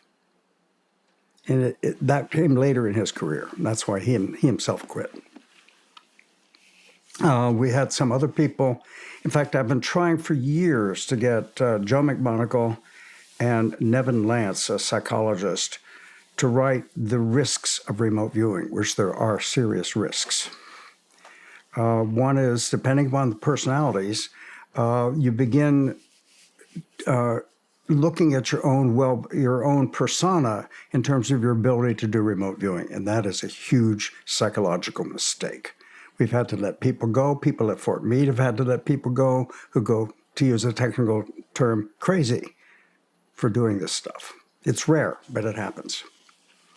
So most people handle it just fine. I mean, you know, hey, fine, no problem. I'll come back tomorrow. So you're saying that some people that have this ability and realize that they do have the capability wind up driving themselves crazy. How so? And why? I don't know why. I'm not a psychologist. Does it bother them that they have the capability? No, it bothers them that they failed. It bothers them that they failed. Yeah, those few people. I asked Nevin Lance, the psychologist, I said, Nevin, how do you integrate what your remote viewing ability is with the rest of your life? He said, I don't know. I wish I could integrate the rest of my life as well. What are some of the other risks? I don't know. I think that's the main one. That's the main risk. Yeah. Is just dealing with failure. Yeah, if you start believing your stuff too much, it seems to me. That I'm just overlaying my own thinking out loud rather than any serious stuff about it. So you're saying basically remote viewers will get emotionally attached to their Big capability. Time, you bet. And it's really disastrous for them as well as to the unit. Okay. Well, in 1992, it sounds like you started some type of a relationship with the Russian KGB. I did. I'm an honorary member, not of the KGB. Turns out, I first went, I think it was even before, no, 92 was the first year. A expat Russian named, her Christian name was Laura V. Faith. Her Russian name was Larissa Valenskaya. Very, very talented woman. She worked with Kogan in his classified research laboratory on Psi. Why the hell the Russians let her out, I have no idea, but she immigrated first to Israel because she's Jewish. And then she came to the States, and over a long series of time, she ended up getting a citizenship, becoming a Christian, and then teaching Russian at the Defense Language School in Monterey. And we hired her out of that. She got her clearance. And so I went to Moscow with her probably 4 times, one of which was all the way out to Novosibirsk. And she was very protective of me. So on one time we were, I guess one of the last time we were together on that trip, I was giving a talk at Moscow State University. She was translating for the students. And, I'm dressed like, I'm more dressed now than when I normally dress. I had a T-shirt on it. And the students are looking like students. And 2 guys in suits walk into the back of the room. And uh-oh, 2 guys in suits. This isn't a good deal. Turns out they were from the Ministry of Defense. And they wanted us to come with, Larissa and I to come with them. And we went to, do you know what a skiff is? Have you heard that term, SCIF? Spent a lot of time in a skiff. Me too. So we went to a Russian version of a skiff. And in there was Alexei Yurovich Savin, this guy who I gave you pictures of, who ran the Russian remote viewing spying program. No slouch, this guy. He has two Ph.D s, one in philosophy and one in mathematics. And he had a group of remote viewers, 120 remote viewers in his program. We probably never had more than 25 at any given time. And men and women, and their remote viewing group was called 10,003. And Joe and I both have medals about this big that we're honorary members of the Russian remote viewing group. Wow. Yeah, I meant to bring my medal with me, but I have a picture of it. You can see it. And he was I've never met him in uniform, but he was reporting to the head of the general staff, which would mean in our world that would be equivalent to reporting to the chairman of the Joint Chiefs. That's how high up this was. Well monitored by the Russian hierarchy military. GRU loved it. When I was there once with Joe, we had a group meeting with a whole bunch of remote viewers. They're remote viewers, and I got to work with one of them, Elena Klimova, who was equally as good a remote viewer as Joe. He trained them in hand-to-hand combat, weapons training, that sort of thing. And I said, Alexei Yurovich, what about remote and remote viewing you don't understand? He says, well, when the bullets are whizzing over their heads, they're highly motivated. Because he took them into the Chechnya War. He retired, Savin did, and we became really good friends. And I've given talks to his students and what have you. But we were sitting around a table after a 2-day conference, the first day of which we were all slugging down. I mean, that would be a Russian shot of vodka. Not this, that. Mm-hmm. You had to swig it in one gulp. I had 11 straight of those. I should have died. I mean, I was really miserable. I'll bet you were. Because I don't drink that much at all. The next day I was filling my glass with water. No one noticed. Well, maybe no one said about it. But in the middle of that, the way you refer to senior Russians is not just Alexei or General Savin. You use the middle name, which is really important. Yurovich means son of Yuri. It's a really important part of the Russian culture. Okay. So in the middle of all this, he had his staff. He was still working for them. He was still in the military, and his staff was there at the table. And Joe was with us, and so I've got pictures of him and Sabin. In fact, I gave it to your colleague for you, showing they were completely blitzed on vodka. But I said, Alexei Yordovich, and he interrupted me and spoke to me the only time in the 20 years I've known this man in English. He said, Ed, we're our friends. Call me Alexei. And the staff went, Then he switched back into Russian, and it was being translated by Victor Rubel. And said, I know you've been trying to get my organization chart. Here it is. And I know you're going to report a contact report. You have to write it up. Yes, sir, that's true. What you have to do is let the people at DIA know I want a joint program with you guys. And I said, on what? He said, well, you have the same problem we do, and that's terrorism, because people were blowing up subway stations in Moscow. And I said, I would be honored to join you on that. So I wrote up a 30-page relatively classified document and handed it to the 3-star in charge of DIA in the Pentagon. And he was all excited. Oh, this is really great because it's cheap. A bottle of scotch, you get everything you need. And there's, not putting anybody in harm's way. It's ideal. And they want to do it and we want to do it. And the 3-star said, well, okay, I'm going to Moscow in a few weeks. I'll look him up and we'll get moving on it. So I walked out of his office in the Pentagon, and you could practically hear him throwing the paper in the burn bag. Never happened. So it never went anywhere. It's interesting because I was wondering, what does the oversight committee think? I mean, you're dealing with classified information, a lot of classified information at the time. I can't imagine a relationship with the Russian KGB going over well. And I mean, well, that was FSB by then. The KGB was long since dissolved. Mm-hmm. But I had to get approval because I had SCI level clearances to do this, and I got them. And they approved it. You bet. What did you think of the Russian remote viewing project? Was it more advanced than us? Did they come farther along? I talked to Victor. Victor Rubel was in the Red Army.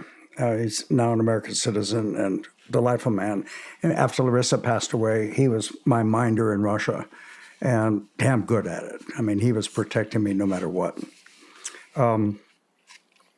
But Victor said, the Russians never declassify anything. I mean, I've got a 40-minute video from Russia Gazeta company, which has is probably the go-to newspaper for military issues. We were full front page cover on Angela and I there. And what happened is just rather astounding that I gave a talk in English and it was being translated into Russian, and I showed the example of this of Ingo's clay model of this radar site. That piece did not show up in the 40-minute video they published. Fortunately, I have a friend in the audience who sent me a video of that. So they're a little nervous about that.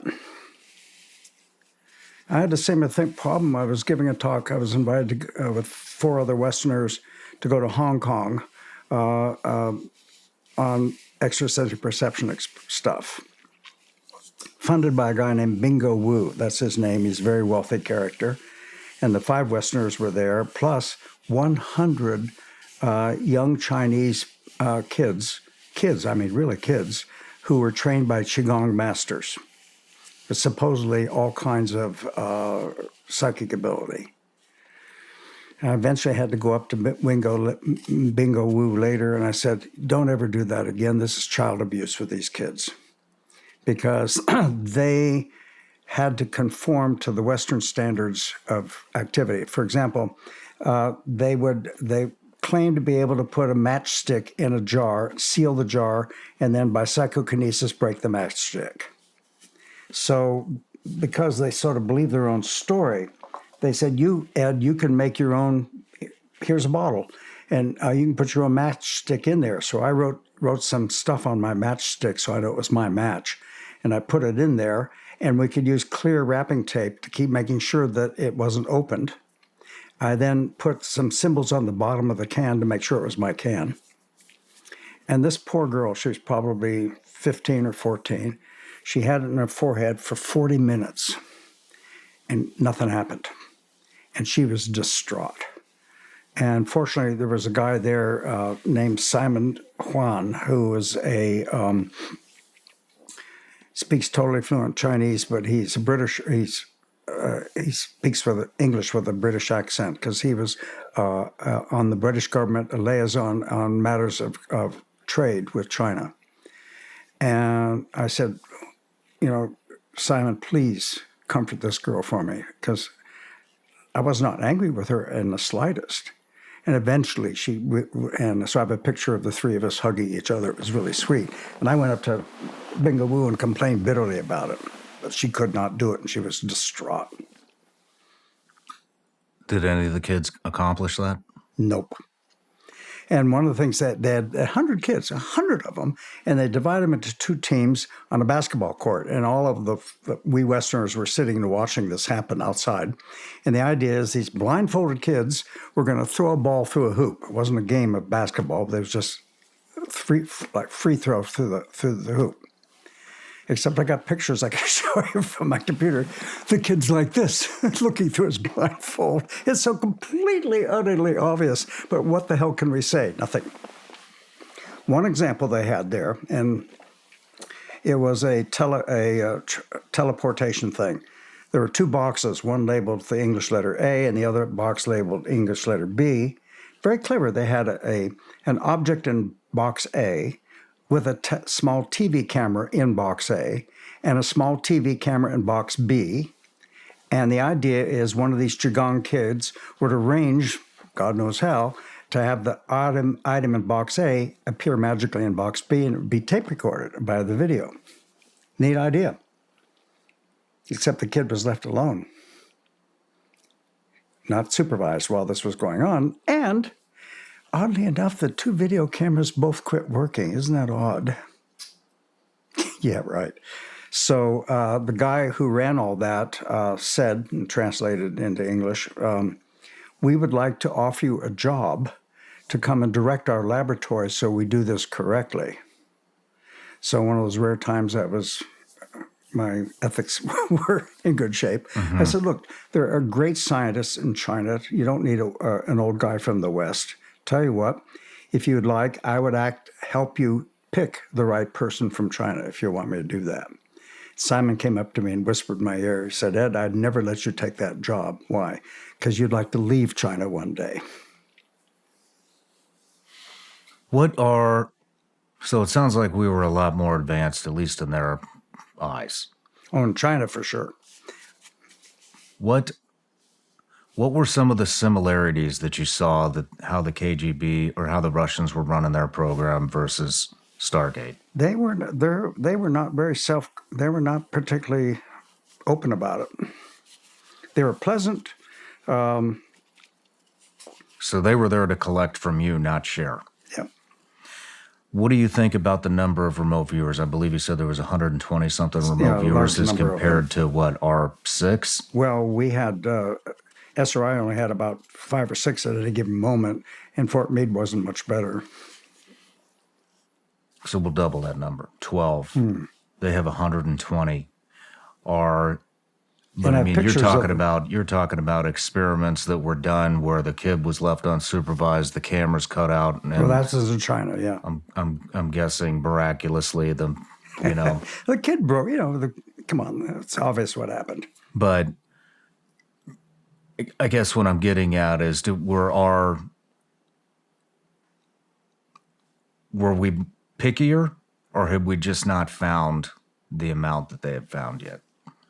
What do you mean? I mean, we're not being picky. You'd never leave the participant ever alone with the apparatus. We never do. yeah, I mean, that's not what I'm getting at. I guess what I'm getting at is, at the time, let's just say, would 12 be a fairly accurate number? 12 remote viewers that the U.S. had at the time? Never at the same time, correct. 1%. Yeah. So 12, less than 12 at any given particular time. Yeah, sure. Okay. And only Russia, a few of them at Fort Meade. Joe McMoneagle and Angela Ford, maybe one other person produced actionable intelligence. The rest of them didn't. so we're talking 3. Maybe Joe would be better off telling her, or Angela better yet. Less than 10. Yeah. They have 120. And What they I'm never asking- show us results. Not one result have I seen of their remote. So that could have been total bogus. Well, I did have a measure. Joe and I were there at the same time, and we got to do a joint remote viewing with Elena Klimova and Joe. She was the top Russian remote viewer. She was damn good. And I had control of that, so I know what was going on. Same principles, same everything. testing, Just what we did here. And they developed that on their own. Well, I don't know about that, what they do when I'm not there. That was what I ran. I had control of everything. I don't know what they do on their own. Oh, so they shared literally nothing. They never share anything. And Victor said it's part of the zeitgeist of Russian military. They never declassify anything. And I didn't show them any classified stuff at all, period. Very interesting. Going back to SRI. You know, we're talking about remote viewing. Are there any other sensory? I mean, basically we're talking about non-lethal future type weapons, correct? So when it comes to remote viewing, were we researching anything else that maybe was similar to remote viewing that I don't know about? Well, there's been a lot of efforts in the field at large, parapsychology field at large, to look at remote sensing of various kinds. Like, can you separate different categories of music, for example?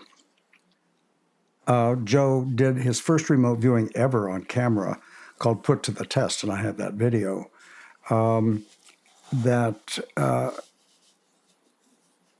The ABC people sent a person who's a location scout for movie industry out to me for 2 days worth of training about how to pick sites. Then I was hands off after that, and she chose 6 sites around the Houston area, and it was done. The lawyers had control of it, so nobody could do anything, and so on. Long story short, Joe remote viewed it and nailed this site, which happened to have been a Houston channel, ocean channel for shipping. And right in the middle of the trial, a huge Russian vessel docked, right in the middle of the trial, where there was an outbound experimenter there, and Joe was back in the studio. But he nailed it. And he said, I hear loud noises from this thing. I have no idea what it is. There's something large there. I don't know what it is. Blew the mind of the interviewer who didn't buy the story to begin with.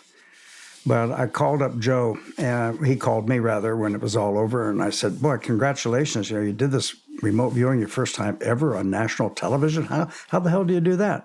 He said, do you think I did remote viewing on national television? I wouldn't do that. I did it over breakfast before I went to the studio.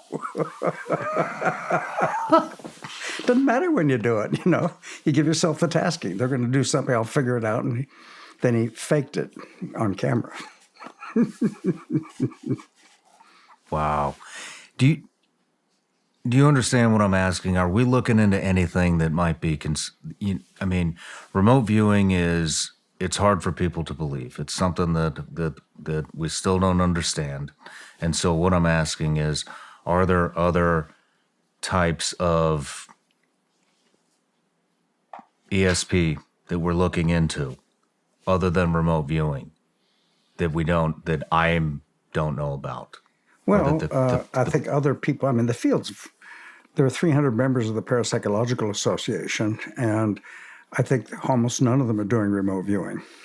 What are some of the other things they're researching? Well, there's the Gonsfeld, which is remote viewing like, but they're all psychologists. That's why it's called parapsychology. Mm-hmm. So they're interested in, what are the personality variables that make this person do good, or is someone who is really creative, does that affect the performance in the Gonsfeld, and so on and so on. Those kinds of questions. Yeah.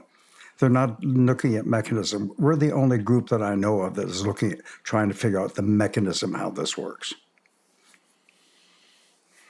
In fact, Ray Hyman, in fact, there's a joke. The two biggest critics, and this is their true names, Hyman and Alcock. I swear to God, they're the critics of this field. But Ray Hyman I think he's still alive, a psychologist from the University of Oregon. I know the guy pretty well. And they formed an organization called PsyCops, the Committee to Investigate the Scientific Claims of the Paranormal. It's no longer that name. It's just called Skeptical Inquirer. But PsyCops, Jessica Ott's an amazing statistician. She and I went to Buffalo at the 20th Congress of PsyCops. And Ray Hyman was giving a talk at the beginning, and he said to the assembled skeptics, do not underestimate parapsychologists. They are the best methodologists he's ever met. I went up to him after. I said, Ray, my God, took a lot of courage to do that. He said, yeah, but it's true. So even Ray, in front of those people, said, there are classes of things we no longer need any further evidence for its existence. What we should be focusing on now is how the hell does it actually work? And he's right. When I interviewed a gentleman, John Alexander, and he was talking about spoon bending. He was talking about plants having consciousness. I mean, were you a part of any of that type of research? None whatsoever. I would not be. Although there was a variation on it. Bev Humphrey and I went covertly undercover. There was a course on spoon bending up at Lake Tahoe in California. Mm-hmm. So before going up there, I bought some really heavy-duty soup spoons that had the handles looked like a Greek letter omega, which makes it damned hard to bend. Okay, so we get up there on a Friday night, and it's Friday night, all day Saturday, all day Sunday, as food, sleep, and logic deprivation, which turns out to be a big deal, so you don't get your head in it. And God help me, I've been telling you this. We're sitting with pyramids on our head underneath the big pyramid. And I tell people, if you put your bananas under your pyramid, it'll be sharp enough to shave with later on. And we got around to bending stuff at 2 a.m. Early in the morning on Monday. I don't remember what time. And I'm sitting on the floor cross-legged. My whole body is falling asleep from my hips down. And I'm weaving the tines of forks into little knots. Nope. So I have no idea what's going on there. I'm not in a shape to know what I'm doing or not. I was conscious enough that the guy running the show, I came by me and I reached in and grabbed one of our big spoons. And I said, can you bend this? He said, oh, yeah. And he wrapped it around, not the ball of the spoon, but this part of the spoon. So driving home, I said to Bev Humphrey was with me, I said, maybe we saw some genuine PK here. So got back to SRI, and one of the people on our projects, Gary Langford, is a metallurgist himself. He said, do you have any of those spoons left over? I said, oh, yeah, get me one. So he goes, does the same thing right in front of me. He says, it's shock deformation. that if you do that and you hesitate, it'll freeze on you. But if you just keep going, you can do it. I learned how to do it then. I can't do it anymore, but I was able to do it myself. Thus went away my belief that we saw genuine PK. It's what was it? Shock what? Shock deformation. And how does that work? Well, you start it like that. And if you start it and stop, nothing will happen. If you start it and keep going, it's easy to bend. It will feel like rubber or something really smooth. And these are metals. Yeah. Metal stones. Oh, you bet. These are the ones with the omega shape. And he bent it. Yeah. And so, but there is a scientific explanation on how that happens. Yeah.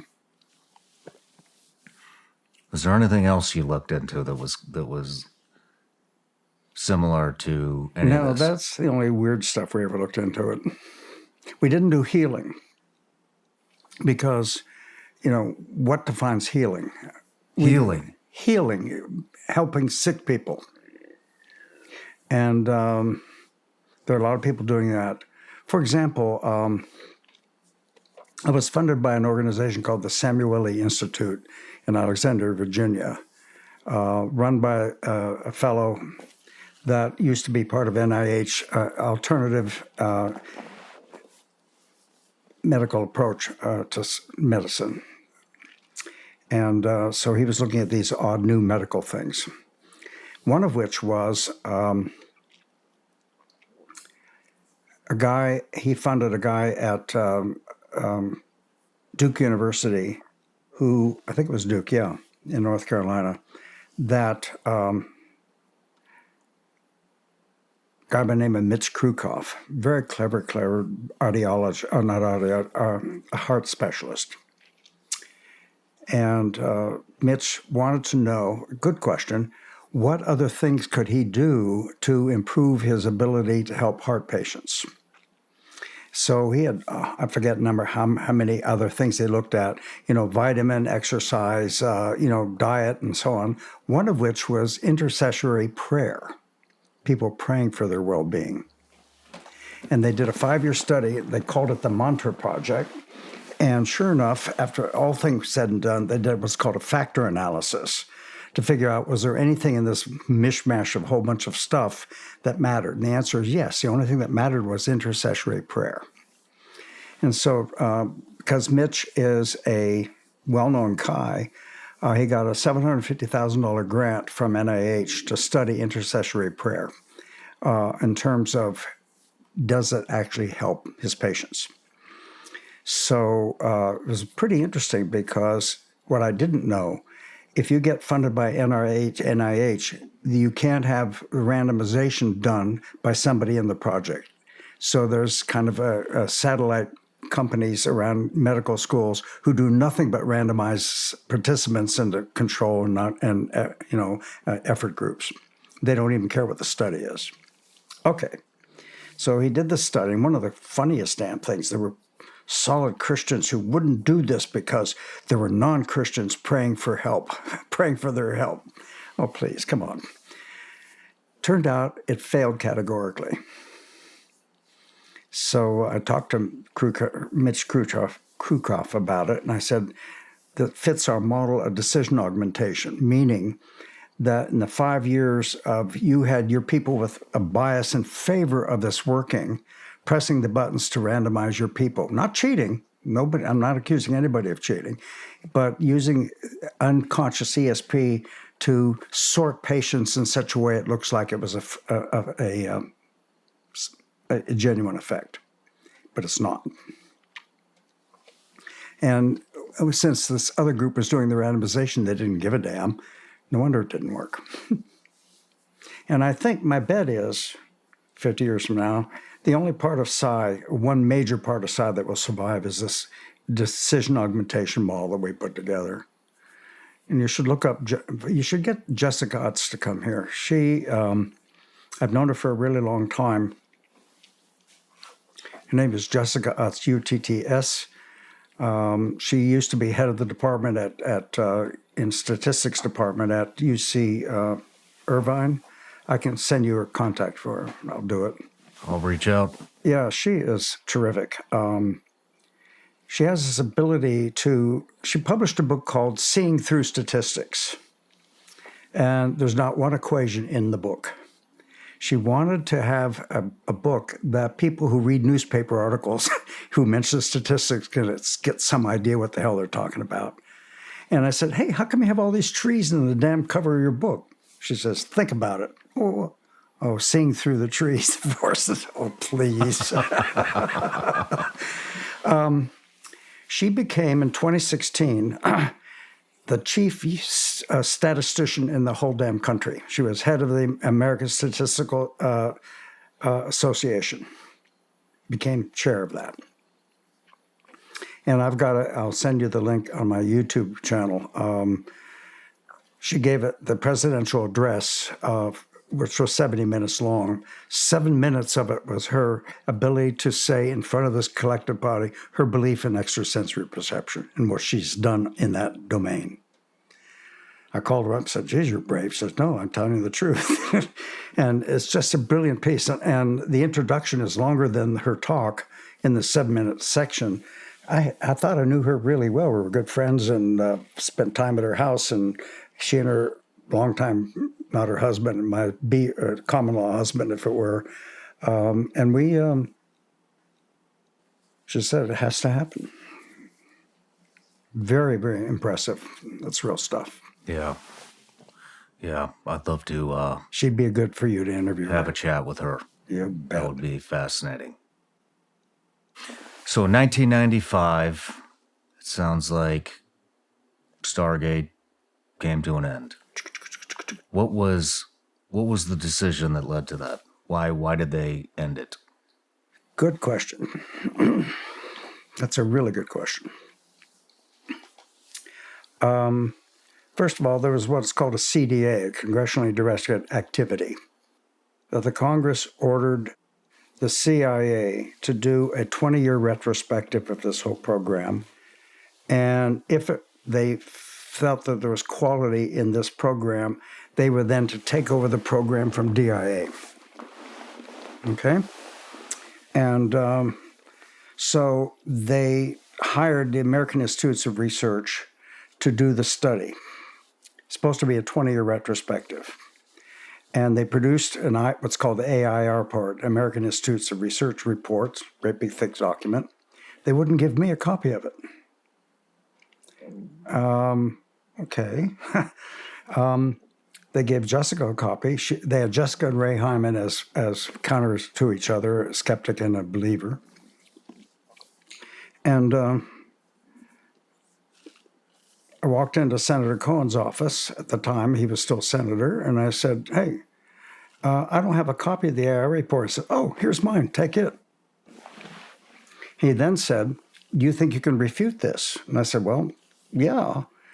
And he said, well, write an article and pull no punches, which I did and got it published in the Journal of Parapsychology.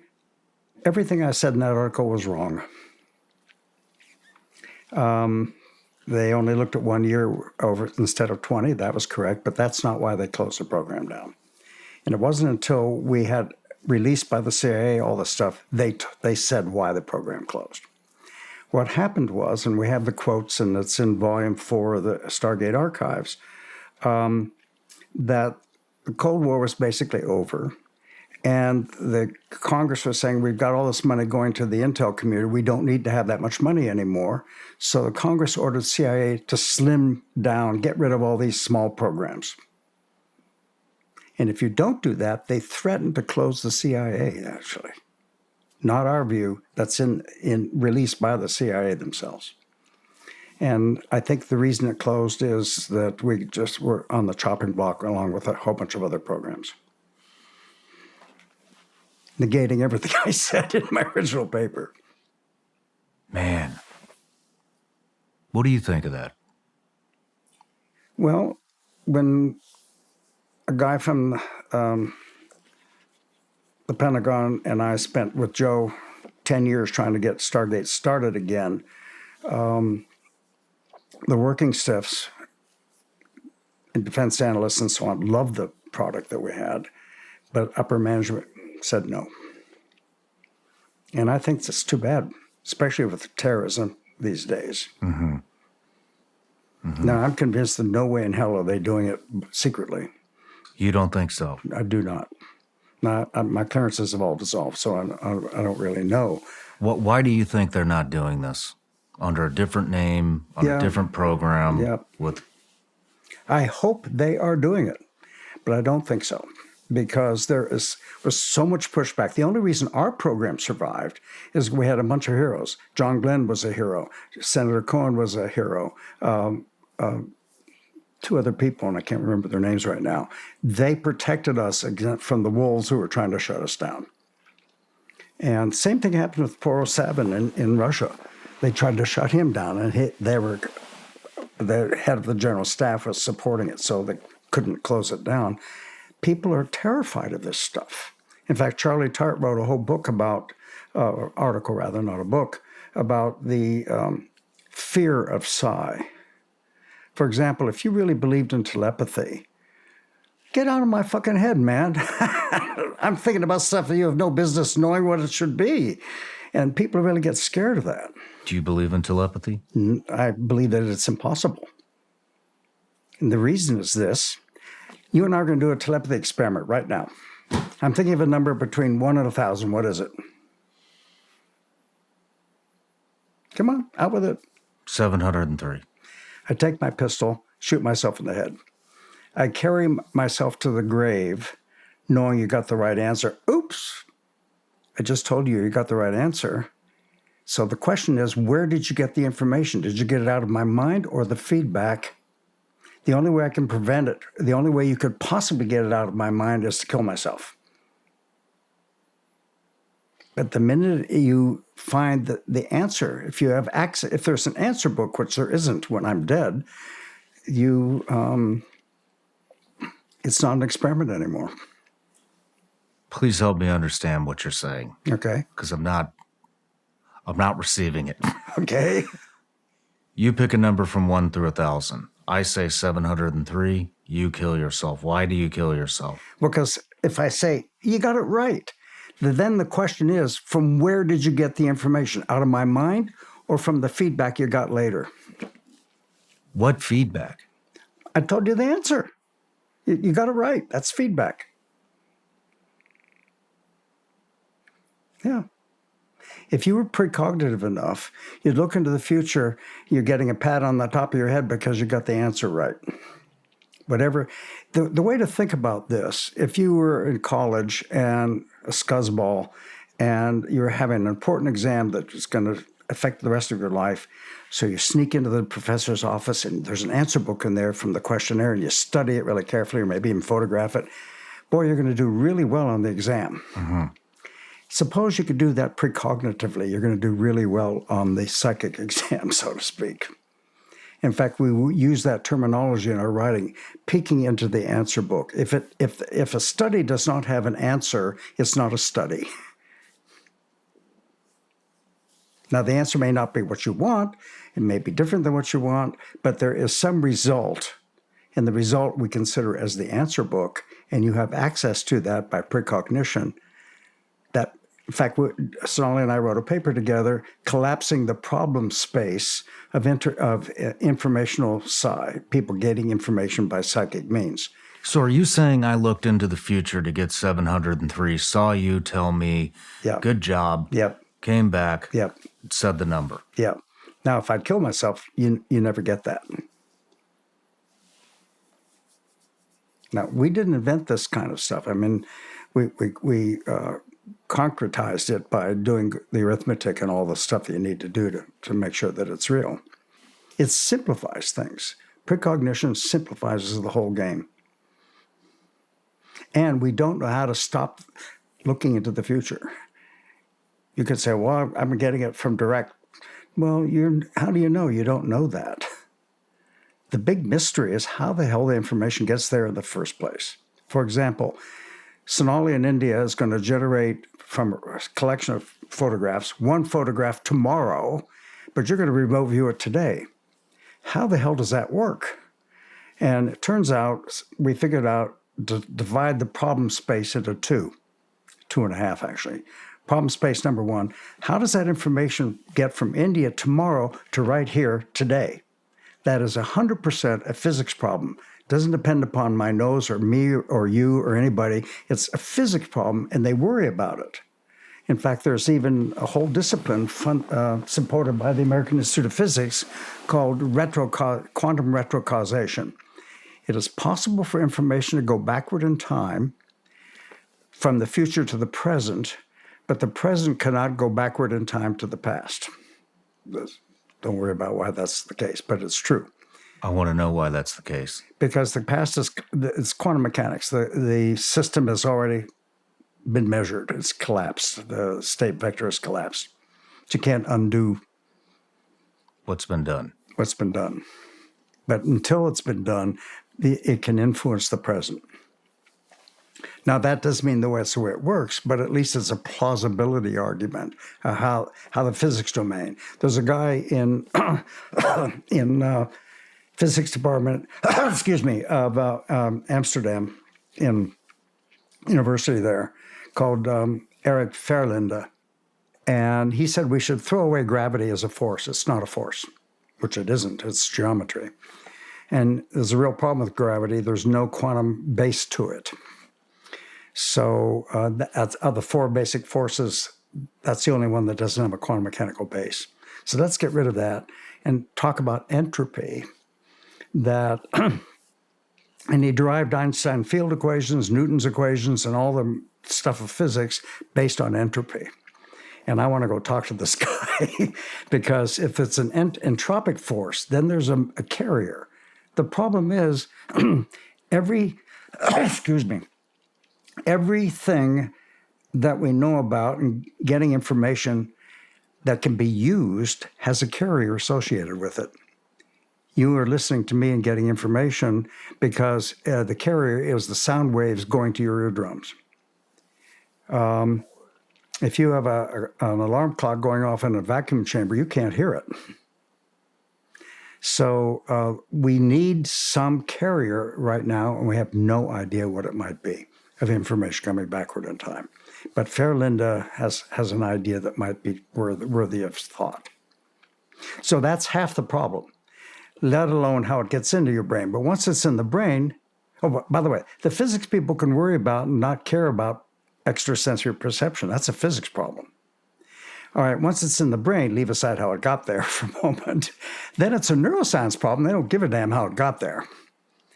And the article we wrote, working with the Brazilian folks, this is testable about hyperconductivity in the brain and the white matter and so on, blah, blah, blah, all this technical stuff. It's testable. Might be wrong, but at least it's testable.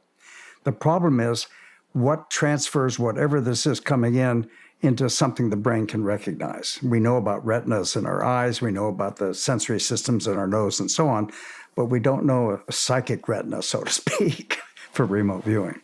What do you think it is?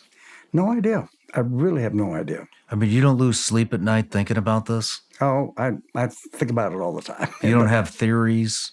I'm not smart enough. I'm not a theorist. That's the problem. You figure it out, I'll test it.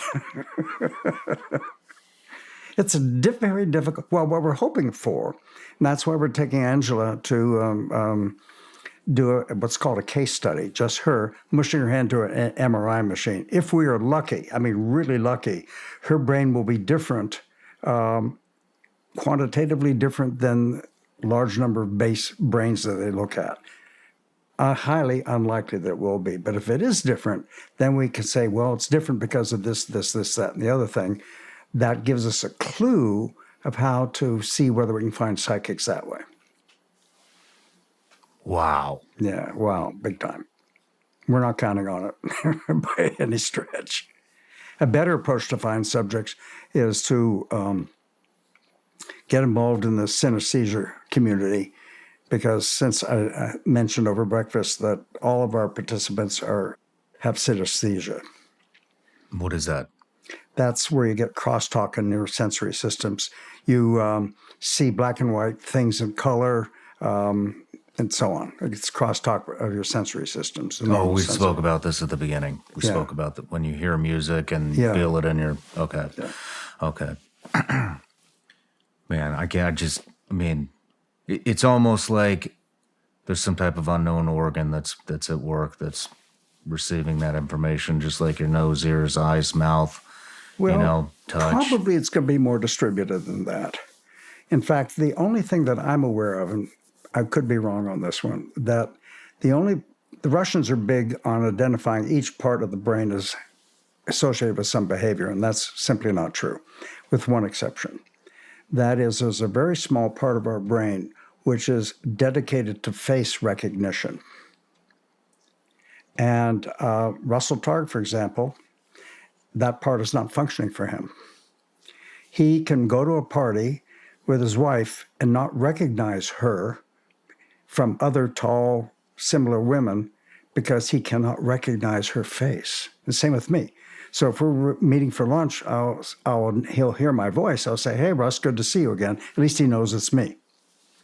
And that's a very standard problem. Some people have this, that for reasons unknown, that part of their brain is not functioning properly. So I don't expect a little chunk over here for consciousness, another little chunk over here for liking salt. Seriously, this conversation with you has inspired me to maybe not resign and quit. It's too much fun. Keep going. Keep going. With everything that you've studied and are there any key things that make you believe everything that you've studied, over the course of 49 years? It's not an event. It's collectiveness, the whole thing. I mean, for me, it's self-evident of the number of successes in the operational work. We're not cheating with that, and there are skeptical people in your business looking at this and, hey, we want to come back with more study. I mean, even the CIA came back with us 41 times with new missions. They wouldn't do that if it weren't useful to them. After it was shut down? No, before it was shut down. Before. Yeah. So, no, it's more the collective thing. For me, probably the most convincing evidence is that 17 of the 19 end users came back with wanting more stuff. Now we can go to statistics, and Jessica Utz will bore you to tears on the statistics, but nobody buys statistics. Why bother? Good question. I've thought a lot about that because, I've put a lot of effort in, so a lot of colleagues around. I mean, I don't want to give the impression I'm the only guy doing this. I'm not by any stretch.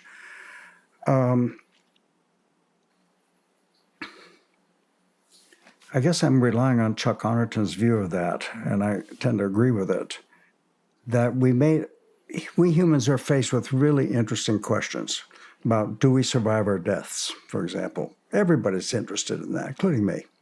Can I have a brief comment on that before I go a little further?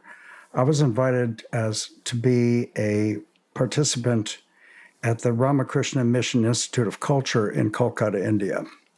I was the resident materialist of the bunch. And long story short, there was one of their monks was beating up on me and saying that there's something called promissory materialism. I don't know if you've ever heard that term. You're right. I can't write down an equation for love, but I promise you by next Thursday at 2 in the afternoon, well, maybe 1,000 years from next Tuesday, we'll have an answer, right? But so he started defending me on that, promissory materialism.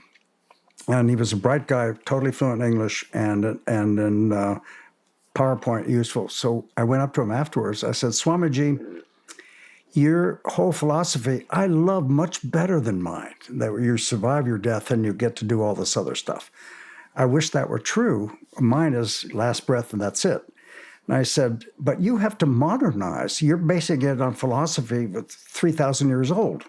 And that was before we knew about brains and about genetics and all that good stuff. He said, you have to modernize that.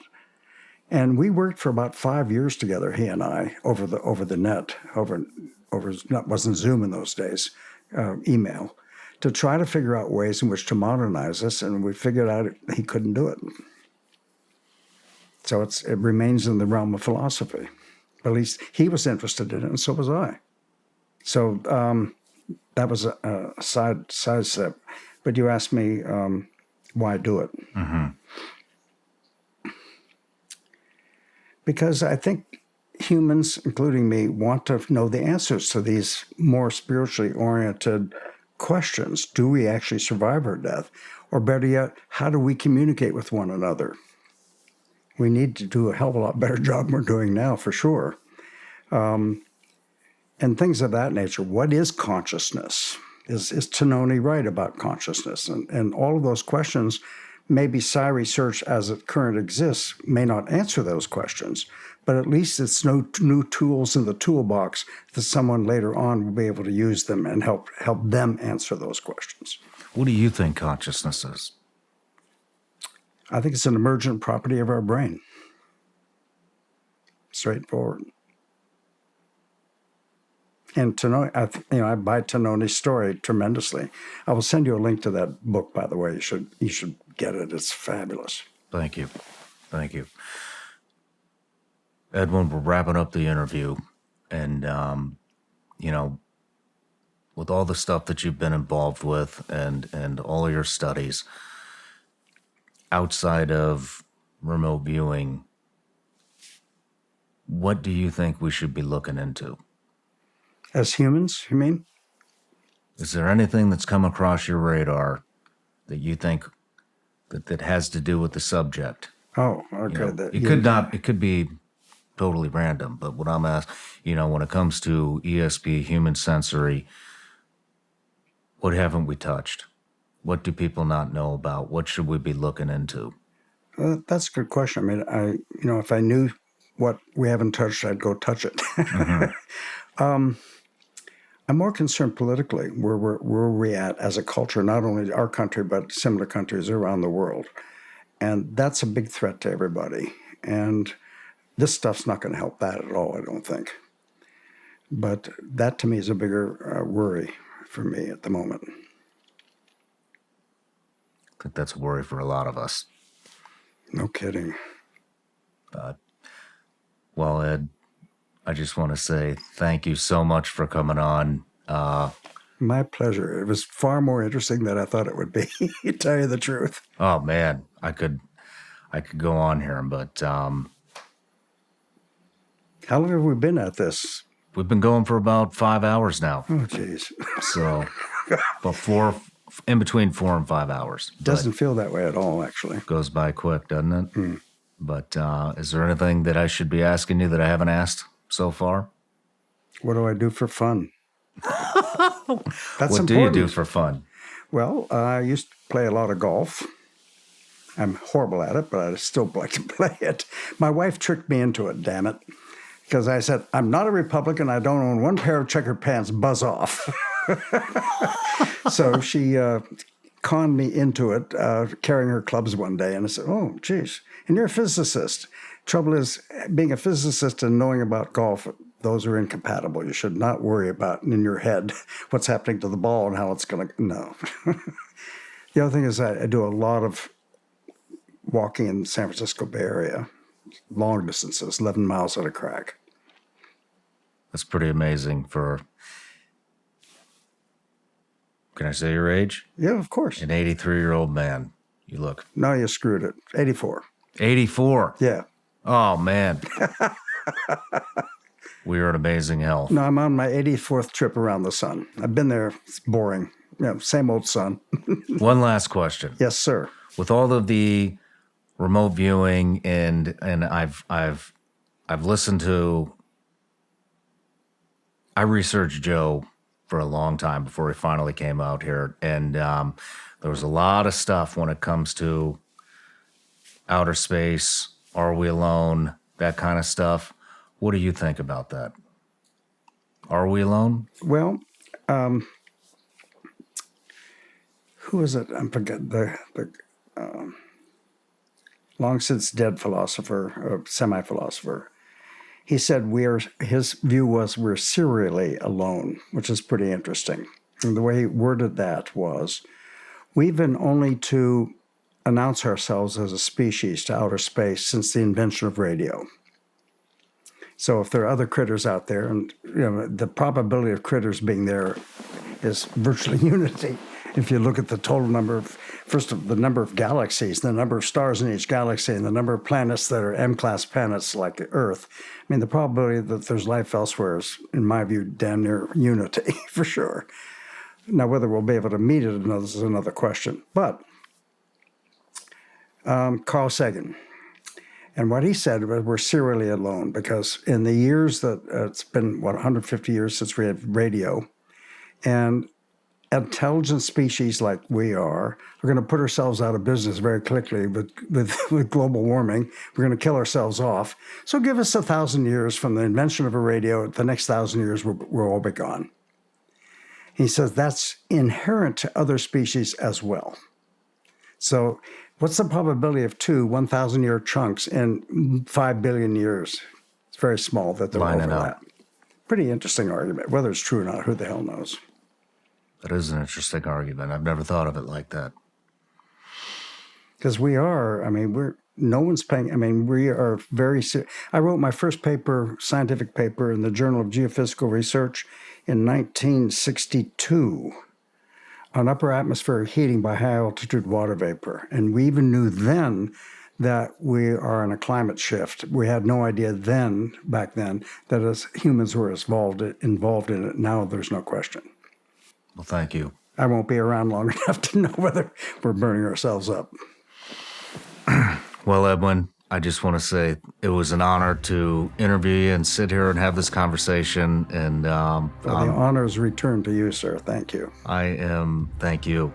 Very happy that we met, and I just wish you the best. Thank you so much.